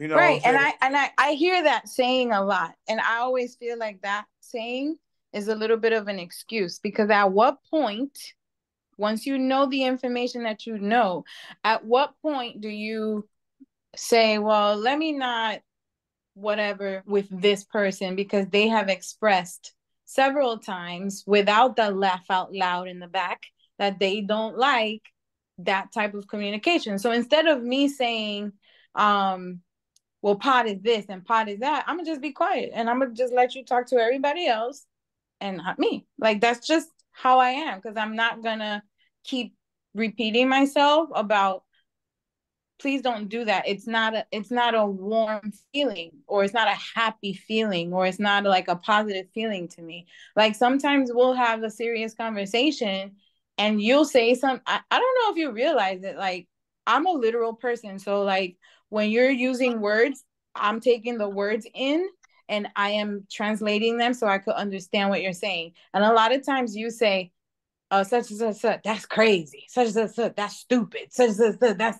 And I'm like, does he realize that even though you're not saying that the person is crazy or the person is stupid, that is how the person is receiving it. And the more you do that, the less they want to be vulnerable with you and to share with you, because you're always going to have a word to judge them at the end of whatever statement was made. And you know what? And I agree with that. And the funny thing about it is, I am in training with my pastor, learning certain things to do. So I've been working on myself. That's why this is my first time saying something to you in a while. But you know, I get it. But I'm working on myself. The stuff that I'm learning here, and the stuff that I got to do before when the business really get to the nitty gritty, I'm working on it. You know what I'm saying? I'll be pulled to the side. Hey, you got to work on this, sharpen this up, change this a little bit. So I'm getting the whoopings and the corrections in what you're concerned about, you know, and I'm just trying to apply it to my best ability, you know. And then, you know, Well, sometimes then I appreciate it, because I think it was a little over a month ago, like you were not into learning in this setting. So no, I'm always learning. No, that's what believe it or not. If it don't seem like I'm not learning, I'm always. And the other thing is, you say, I don't mean to cut you off, but you do it all the time. So pick one. It's a podcast. That's the podcaster in me. You gotta excuse the podcaster in me. That's not gonna never go away. That's an excuse. That's just an excuse for the behavior that you are already demonstrating. Listen. When I don't cut people off, listen, don't lie. When I don't cut people off, I'm in certain rooms with real podcasters. They be like, why you ain't saying that? Why you so quiet? Because that's what I'm supposed to do. You know, it'd be funny. Like, you supposed to cut people off. Yeah, that's part of the job a little bit. And when I don't do it, I sit back. It's like, what's wrong with you? I'm good. So I get what you said, but you don't, you know. When you cut people off, you're not allowing them to finish what they're saying, and you're not allowing yourself to take in all the information before you have a response. When you cut people off, all you're doing is being ready to respond. That's right. That's right. That's just part of the game too. I just want to have you sit in certain rooms of some people that really cut people off. You'll get agitated. I'm telling you. It's just part of the game. But go ahead, Chelsea. So real quick, because I know Mimi want to go. Can I just ask a question real quick? And I'm sorry, I just want to get back. What is Keisha and Julie? What are they cooking on this Friday night? Both of them in the kitchen cooking it up. I'm making chicken farfalle. Is that how you say it? Pasta? Oh yeah, like the bow tie kind of. Yeah. Yeah, that's what I'm making. And what about you, Keisha? I'm making some kale greens that I was debating between some charbroiled chicken I had already, or making some salmon and some jasmine rice with it. Ooh, on a Friday night. God bless you, ladies. I know, right? El pescado con arroz. Arroz con pescado. Sorry. Back to Julie. Is that rice and fish? All right. I'm heading over to your guys' house because I'm hungry. Okay. Sorry, Mimi, what you was gonna say? I wanted to say kudos to Julie and Pod. I thought that was a amazingly dope conversation. The fact that Julie was open and honest about how she feels and what she likes and what she doesn't, and to Pod for being receptive, because a lot of people would have taken that away and shut down. And so I just thought that was a beautifully mature conversation, and I wanted to give them kudos. The second thing, Keisha, girl, you is rocking that hat. Okay. It looks beautiful. It makes me proud of my work. Thank you so much. You're amazing. The fact that how fast you did this, and the detail and how tight it is, and how you could just move things around. Yeah. Thank My you. daughter said she wants one too, but she getting her finance. I already told her to. But I'll give her a discount for real. I'll give her a discount. I give her a discount. I just wanted to say thank you. That what Keisha is wearing now. If you play your cards right, Mimi, make you a few more of those, because Dias de los Muertos, the Day of the Dead, we wear that flower over the top in a ceremonial procession, like a ceremonial parade or whatever. The Day of the Dead, that's what we wear.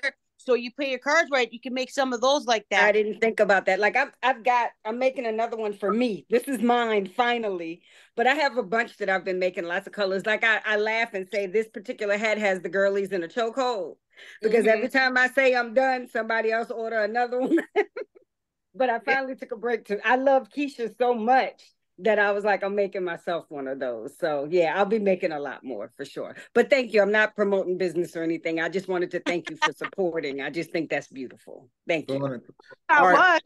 So hold on 1 second, y'all. Hold on 1 second. All right, Instagram. I gotta log off of this because we're getting close towards 8 o'clock. So if you're on the Instagram and you want to join us for however much longer we're here, you can actually shoot me a DM with your email address and I'll send you the link. And if not, take your power back. Peace out. I just wanted to get off the Instagram right quick. Give me 1 second, y'all.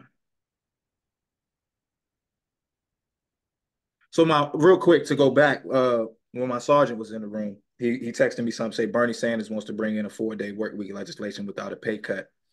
I'll read the article and see what it's talking about. I don't like or dislike Bernie. They've been trying to do that for the last 2-3 years now. Try to cut down the work week. They'll find a way to circumvent the pay cut, the maintaining of the pay scale. They'll find a way to circumvent it, but that's neither here nor there. I thought the conversation between Julie and Pod was beautiful. I'm not gonna go any deeper. I thought Mimi did a great job of doing that. I've been waiting for that to happen. You plant seeds and wait for things to grow, so that was a cool thing to occur. The Pod thing to me, like, I can tell when Pod's being serious and when he's joking, so it just doesn't really affect me, but I can see how it affects other people. So good. Yeah, it's a couple people. I mean, because there's a couple people that know how to get that and understand that. It just ignore me. And my family, I tell people, my family never ignores me. I've been doing this. I've been doing this since diapers. You know what I'm saying? Like, it's natural. I'm learning you. I'm learning when he's joking and when he's not. The more he shares in these, like I can be transparent too. Like when I first met Pod, I was like, oh no, me and this dude will never mesh. Like this is just, and I was always silent. I just didn't respond. But I am learning when you're joking and when you're not. And I get that you have a very dry sense of humor that not a lot of people can deal with. And I can tend to be dry sometimes, so I get it. So I would agree with Julie and say my only feedback on that is what you already said you're doing, which is learning to read people and know what works for them and what doesn't. Because if you have people that don't get or don't like dry humor, and that person is somebody that matters to you, you'll have to adjust your communication style. It's not on them to adjust their receptivity. It's on you to adjust how you deliver. So other than that, though, I am starting to learn, and I no longer think you are the crazy dude that I have to avoid. No, I don't. No, I am the crazy dude. Not the crazy dude. He's still the crazy dude. Not the one that I have to avoid. Yeah, not the one I have to avoid. That's irking. That irks me sometimes. I ain't gonna be real. You got to adjust to people because you want them to get it, and you want them to get it not your way, but you just want them to get your message. And sometimes I'd be like, but when they open their mouth and get it, I'm like, wait a minute, you saying what I'm saying? Like, but that's what I'm saying. And I think Chelsea said this before as well. Like if you do any kind of studying on communication, that's a must. You have to, if you the bottom line is what is your end goal? If your end goal is people getting the message, then you have to deliver the message in a way that they will receive, because you can talk all day, and if they're not receiving it, you just wasting your time and your breath because they're not going to get it. So yeah. So here's the rule. The rule is 7:38 and 55. Right? What it is that people are receptive to, in a communication, people are receptive to 7% in terms of the words. So the words matter to a 7% clip. The tone is 38%. The other 55 is facial expressions and body language. And so the words that you say are the least important aspect of the communication. When you're aiming to do what you do, Pod, the words are going to matter less, and your tone and your body language and your facial expressions are going to matter more. You could be telling somebody that a pile of shit tastes good, and if you say it with an empowered posture, and the correct tone and the right hand motions, they'll believe you. I never heard of that. Yeah. God, look it up. 738-55. It's a 738-55 rule. Look it up. And I can tell you this, Pod. Because this is the thing. Because what you want to do and the seriousness with which people take what it is that you're teaching them, your playful nature is going to have to take, your playful nature and delivery is going to have to take a back seat for a while until you ascend to a certain status where people already take you seriously in what it is that you say. Then you can unleash the playfulness and the comedic relief of it. But until then, people are they're not here for nothing funny. Right. I'm here because my soul is on the line, and ain't no goddamn joke you're gonna tell me that's gonna make me feel good about it, right? I need this shit serious. And so once you have them, right, then you can, like, as a life coach, I come on here every day. I've set the tone enough with my seriousness to be able to tell a joke that some people may logically say is offensive, but they know me well enough to know that it's just a joke. Right. For you, it's going to be even deeper because you're talking about religion. Right. And so you're naturally a playful person. And there are preachers who are playful and joking, and they joke a lot, but they're already trusted. There's already a level of trust that people have. So that's just pastor just joking, laughing about. If a legit pastor came in and was like, let's say you had a legit pastor who had the respect of his congregation, and he was a single man, and he came in there and he had a rule that he don't date anybody in his congregation. And he came in and he said, man, y'all women looking good today. I'm gonna have to change my rule. Because he's already respected, they're gonna laugh it off, right? But if he was just a new guy, they're gonna be like, hold up, is he one of them pastors just up in the pulpit trying to get women? Right. It's a bad look. So that's probably something you're gonna traverse, on your journey. Right. Yeah. I listen, y'all is right, and that's what I say. That's why I come here and get even more buffer than Shay, because I can share with y'all. We in this book and stuff, so I shared because she told me not to go into certain details when you're on the line, because certain people can take that and run with that. So I shared that the young lady I used to date, she was a witch. But I didn't say I knew she was a witch. That's what my pastor said. You didn't say she knew she was a witch, because I told him that she liked to give me a hand job, and she liked to play with my finisher. You know what I'm saying? She liked to play with it. And I told her what she did is I no lie, what she did is she was like a kid play with Play-Doh. Woo, I'm sitting back like, that is weird. So I say that in the book club, and she took Pastor called me and say, sometimes you can sometimes scale back the details, because I tell you about I'm transparent with my life. I'm willing to tell you every detail so you can get the understanding how it came out of certain things. But so that's the learning thing, man. Yeah, I said that whatever, already, no lie. She said, you are on your way, or you're on your way, you got to show sharpen on certain things, and I have to protect you. She says that because a couple of people already asked for me. A couple of women asked for me. She know, you can't let them get distracted like that. So yeah, I gotta tune. This is fine tuning. They still under my hood, working my engine out. Yeah, I got a lot of stuff. Yeah. So I did a journal entry today, and I'm gonna read it to y'all. I was thinking about reading it, not reading it, kind of going back and forth. I'm not gonna read the whole thing, but y'all can tell me y'all's opinion on it. The title of it for right now is What Stops a Man from Ending It All? Okay. And this is what I wrote. Life is difficult for men, harsh, unrelenting. The expectations are burdensome. He who carries the burden well is seen as a good, strong man. His value is directly attached to his ability to make life easier for others. Some men die in wars, some in house fires, some protecting victims, some fishing in seas, some on an oil rig, all of them in an attempt to make life easier for someone else, maybe his family or maybe his country. You may then ask, why would a man put his life on the line to make life easier for others? And what is it that's stopping him from killing himself in order to rid himself of such a burdensome burden? Allow us to delve into each of these. Why would a man put his life on the line to make life easier for others?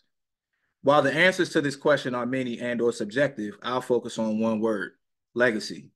While we all have a belief of a life after death, we lack a knowing of it. Deep within each of us is a fear that death is the ultimate end, eternal nothingness, no I or you, no here or there, no today or tomorrow, no now. Therefore, a man's legacy, the way he is remembered in the minds and hearts of his descendants, is his only knowable path to eternal life. If a man can elevate his value to a point where he transcends his own physical life, he obtains immortality. Very few, but various men have done it throughout time. Good men and evil men, from MLK to Hitler, both reign immortal in the hearts and minds of the common man and woman today.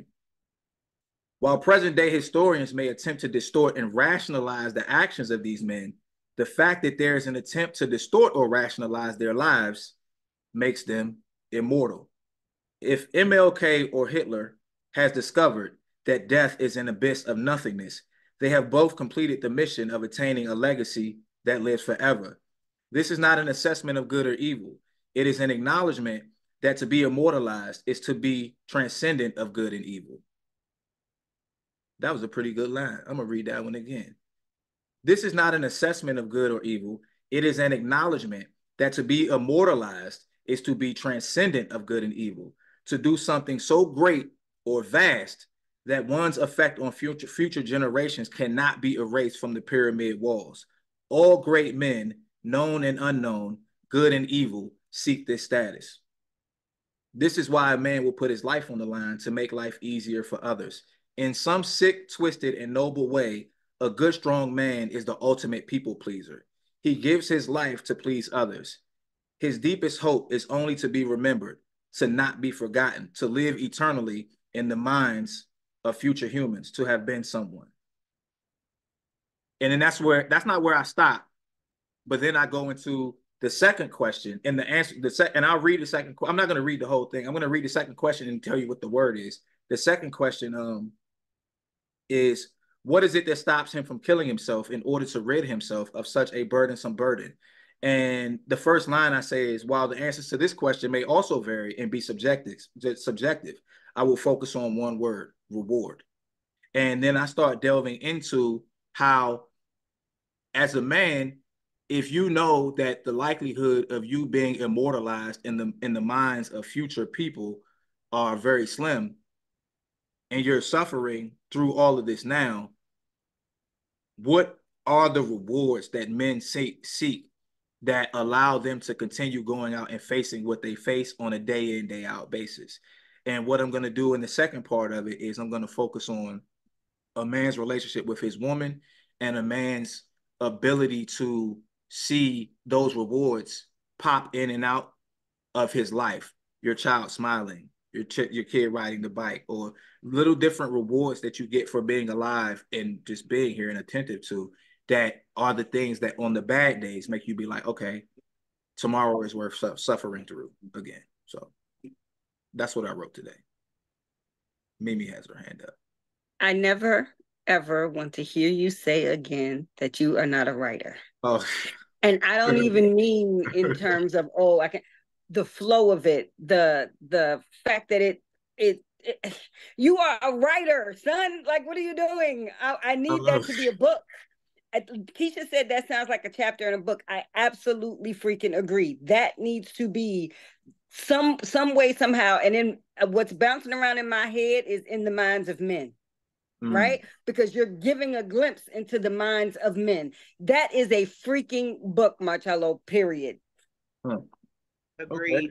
I received that. So since we're all having full disclosure moments here, and we've eaten lollipops and cashews and crochet and autos, pescado, and all those other things, I think the only thing that what's the word I'm looking for? We'll just say fear, for lack of a better term, intimidates. The thing that intimidates me about writing a book is the length. It can be any length you want it. It can be any length you want it to be. There is no required length. It can be any length. I know. Here's the thing, though. I read a lot of books, right? And when you read a lot of books, subconsciously you set a standard for yourself if you're going to do something.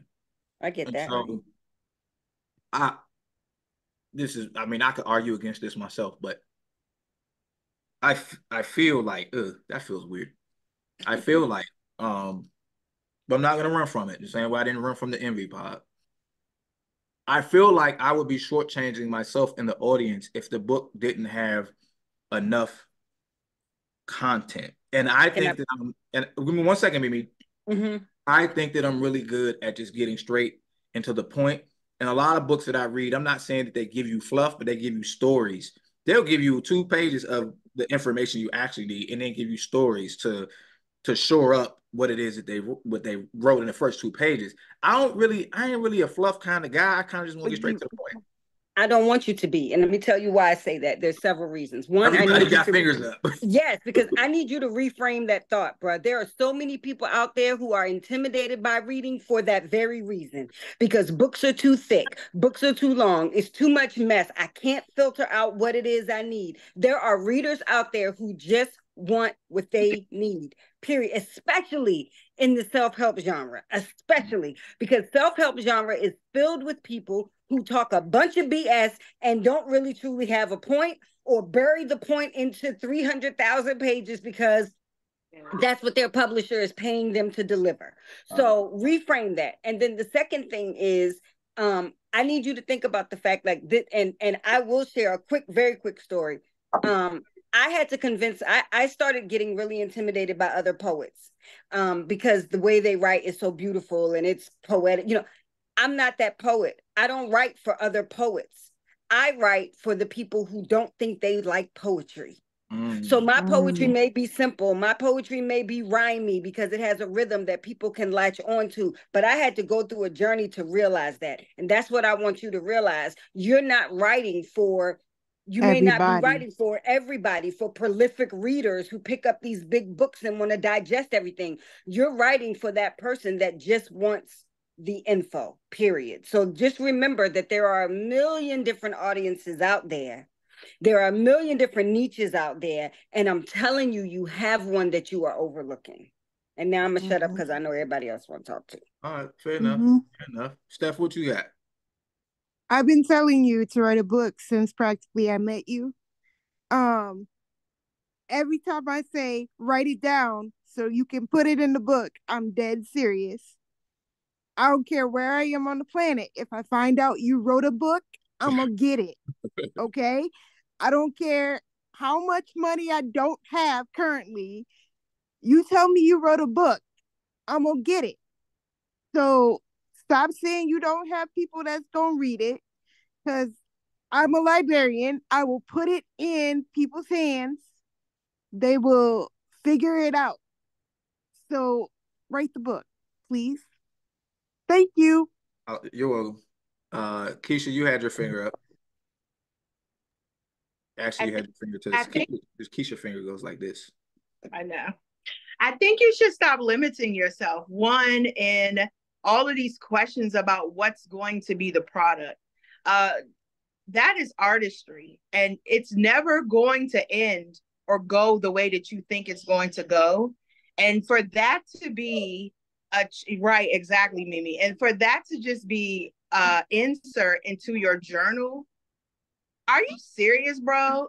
That was like a introduction or a part of a chapter that's getting ready to giving context, but then it's about to go somewhere else. And the whole time I'm very intrigued by what you're saying, and I want to know what's next. And when you write, things just happen.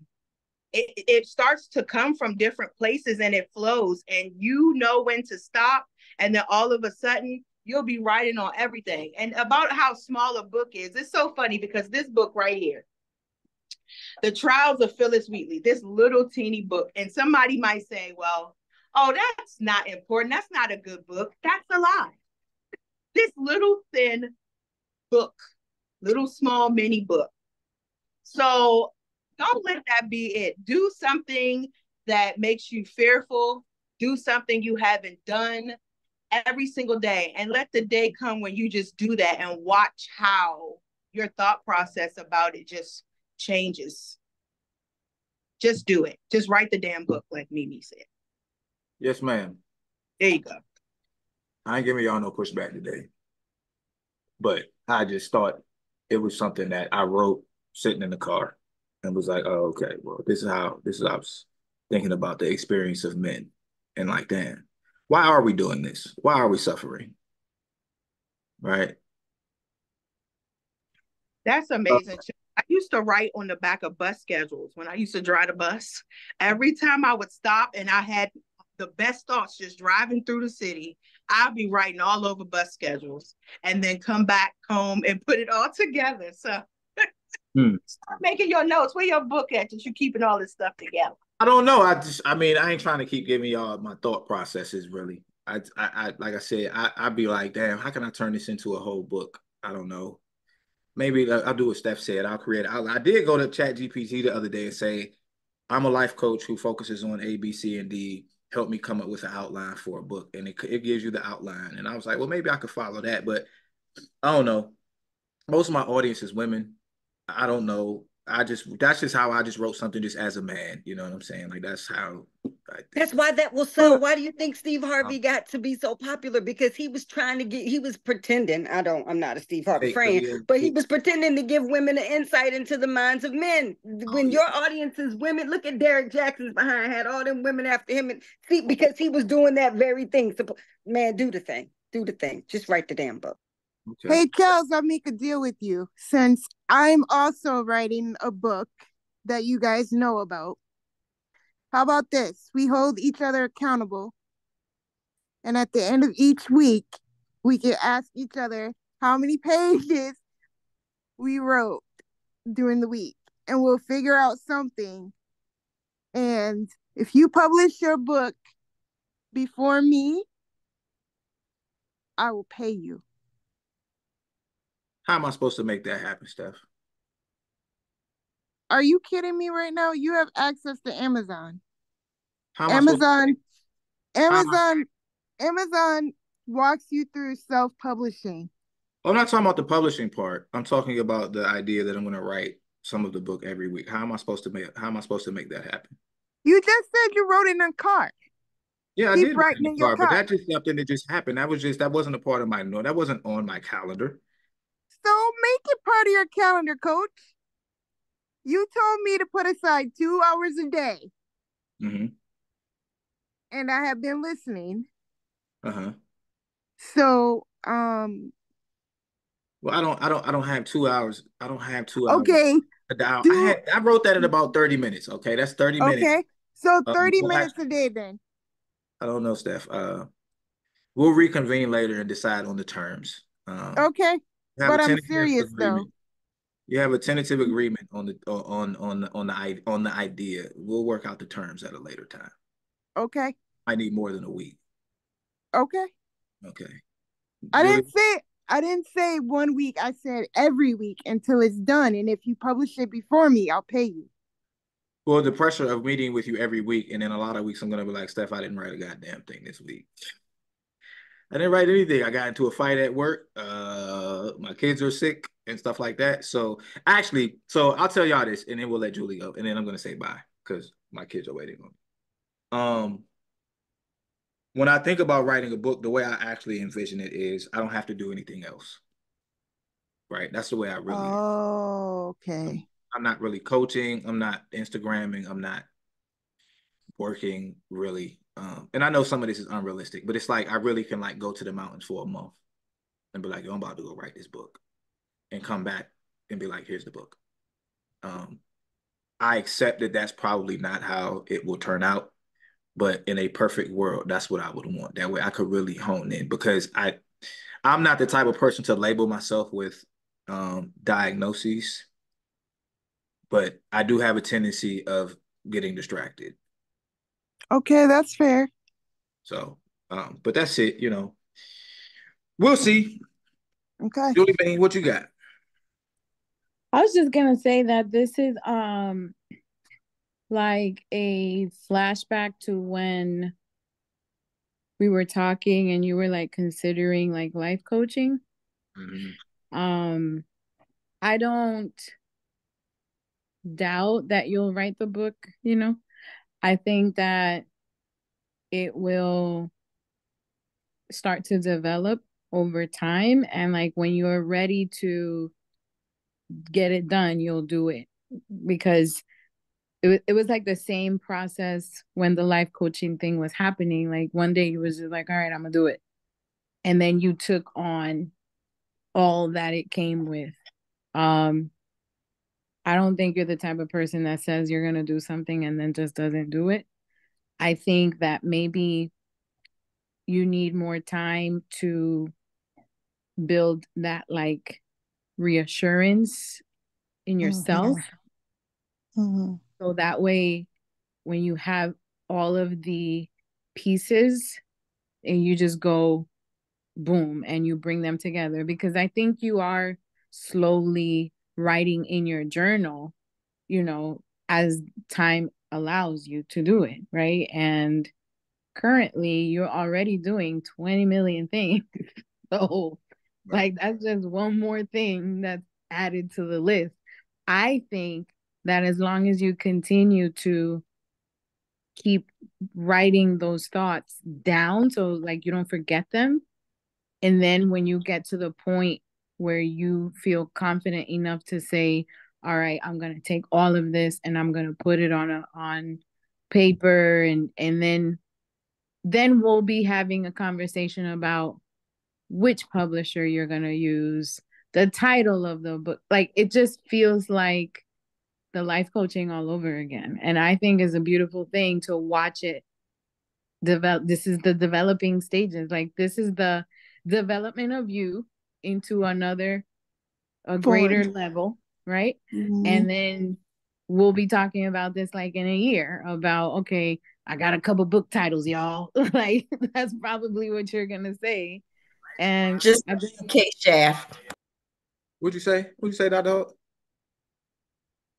I said just don't be K Shaft who's still trying to exactly. No, right. And that's what I'm saying. Like you're not that's why I said that. You're not the type of person that says you're gonna do something and doesn't do it. I think if anything, you would rather just be quiet about whatever you're thinking until you make a choice to do it and then you speak it into existence. Like other people just say something new every day and haven't even started the first thing on their list, you know. So that's just what I think. But I'm happy to see that this is even a conversation so soon, because you have a big undertaking that you're current, like it was a process, right? Like the whole website thing was a process and you talked about it, and guess what? It's done. The life coaching thing was a process and you talk about it and it's working. So it's like everything takes time to build, and it's easy for us to be like, just do it, just do it, just do it. But we don't live a day in the life of Chels. So I think I appreciate that we are supportive, because I know, like, I'm confident, like when you're ready, you're gonna do like what's that guy's name with the purple cape? the superhero. The purple cape? Yeah, and he does all this with his hands. Doctor Strange? I mean, You're not gonna Doctor be Strange. like, Yeah, what's his name? Is that his name? The one that could yeah, travel through time and see everything? right. You're gonna be like him. You're gonna be like, all right, chapter 1 over there, chapter 2 over there, blah, blah, blah, blah. And then you're just gonna have all the you're gonna have all the information, and then the question will be, all right, let me see what's the title gonna be, who's the publisher, how many pages, like that won't be such a big thing anymore because you'll be well within the space of I am going to put out this book. Yeah. I feel you. I receive all of that. I think so. When you make an album, it's like writing a book. Right. Mm-hmm. And when you make an album, every album that I've ever made, especially like solo album, because whether y'all know it or not, I've made three, technically four solo albums, only two of them out there for consumption. I already knew where I wanted to go for the most part, right? And it makes it knowing where you want to go makes it easier to go. Like having a map makes it easier to travel. And I think I would have to know what it is that I want to write about and then be able to kind of mark off those chapters, outline it like Steph said, and then I think that would make the process easier. I need direction.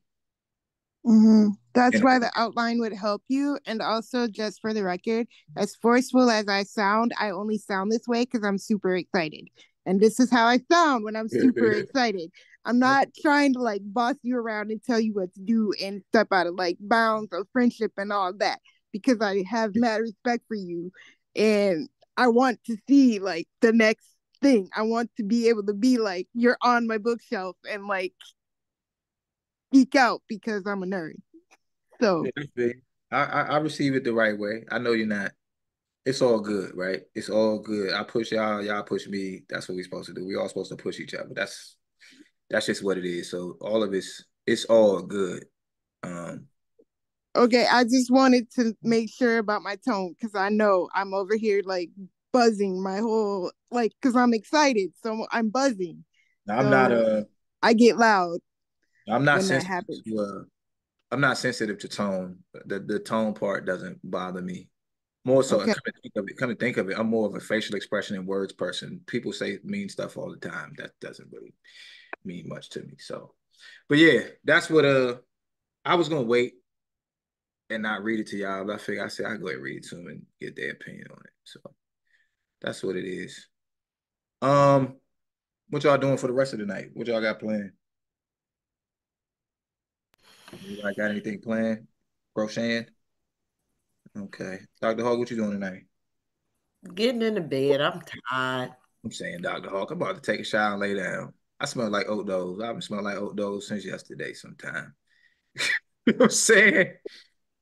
Oh, I good. thought I was gonna have a fun Friday. I said, let's do some trivia on IG, but I'm tired. Yeah. Sometimes a break from the unplugging is like so healthy, man. Like when I went for a walk today, I was just like, man, it feels so good to just smell a goddamn tree. And you hear like the little bird feet, you hear his feet hitting the leaves. It's like, oh, that's nice. It's a nice sound. So I have to figure out how to cook beef tongue. Beef tongue? Yes. The problem is I can't absorb iron the regular normal way, like through pills and stuff. So it's an iron rich food. So I have to figure out how to cook it so that I can eat it. okay. You can't take Steph, liver isn't enough? Huh? Liver isn't enough? No, ma'am. My iron Okay. level is still too low because of Gotcha. and I don't want to end up in anybody's hospital. So Yeah, that's what I'm gonna try to do tonight is figure out how to cook it. Okay. Keisha, are you talking? I can't hear you, Keisha. We can't hear you. You're not muted, but we can't hear you. Can you hear me now? Yeah, we hear you now. I asked her, did she have a crock pot? Yes. I should put it in crock pot? Yeah, you can blanch it and then put it in a crock pot with some whatever you like to put in there, season it, and let it slow cook. Okay. See, that's not what I found. Well, I mean, different ways. I've seen No, different no. videos. I'm like, listening to you. No. I got it. I've seen different stuff on. I don't know why these crazy cooking videos of people cooking the weirdest stuff come up on my phone sometimes, but I've seen them do that, and then they let it cook where it gets. They blanch it or whatever, let it slow cook, and then they slice it, and then let it finish, versus letting it finish as the whole, because it gets tough. So okay. I'm sure if you put into TikTok before it's done, or IG, like cooking that, you're gonna find some videos. And if I find anything, I'll send it to you. Okay. Yeah, because I'm like really scared to do it because I've never done it before. And I really wish my mom was here because she's done it. And I can't just pick up the phone and call her and be like, how did you do this? Well, I'm looking at the pictures of it. Let me know how it turns out. I will let y'all know. Hopefully it's something that's edible. I mean, it looks like beef, but it looks like a fucking tongue. So Are you guys talking about cow tongue? Yeah. Yes, it's tough meat, but it is edible, and it looks like it's you can do the salivary glands on the tongue. So you're gonna see little white stuff, but it's all edible. Just think of it as little fatty tissue. We use cow tongue in stews, Mexican stews, quite a bit. So if you spice it up right and all that jazz, it'll turn out good. Okay. Don't let the texture fool you into thinking that it can't be done right. You just it's gonna take you a little bit to get your perfect blend. But once you get your meat tenderized and cooked, and you kind of find your own niche in it, you'll be okay. Okay, and then it's good. It's like a tough steak. You can come back, Dr. Hawk. You can come back. Okay. All right. I'm sorry, Dr. Hawk. I didn't. It's funny. Look at Keisha's face. All right, y'all, I'm about to end this joint. Y'all keep talking. I didn't. In the meantime, in between time, take your power back. Peace out.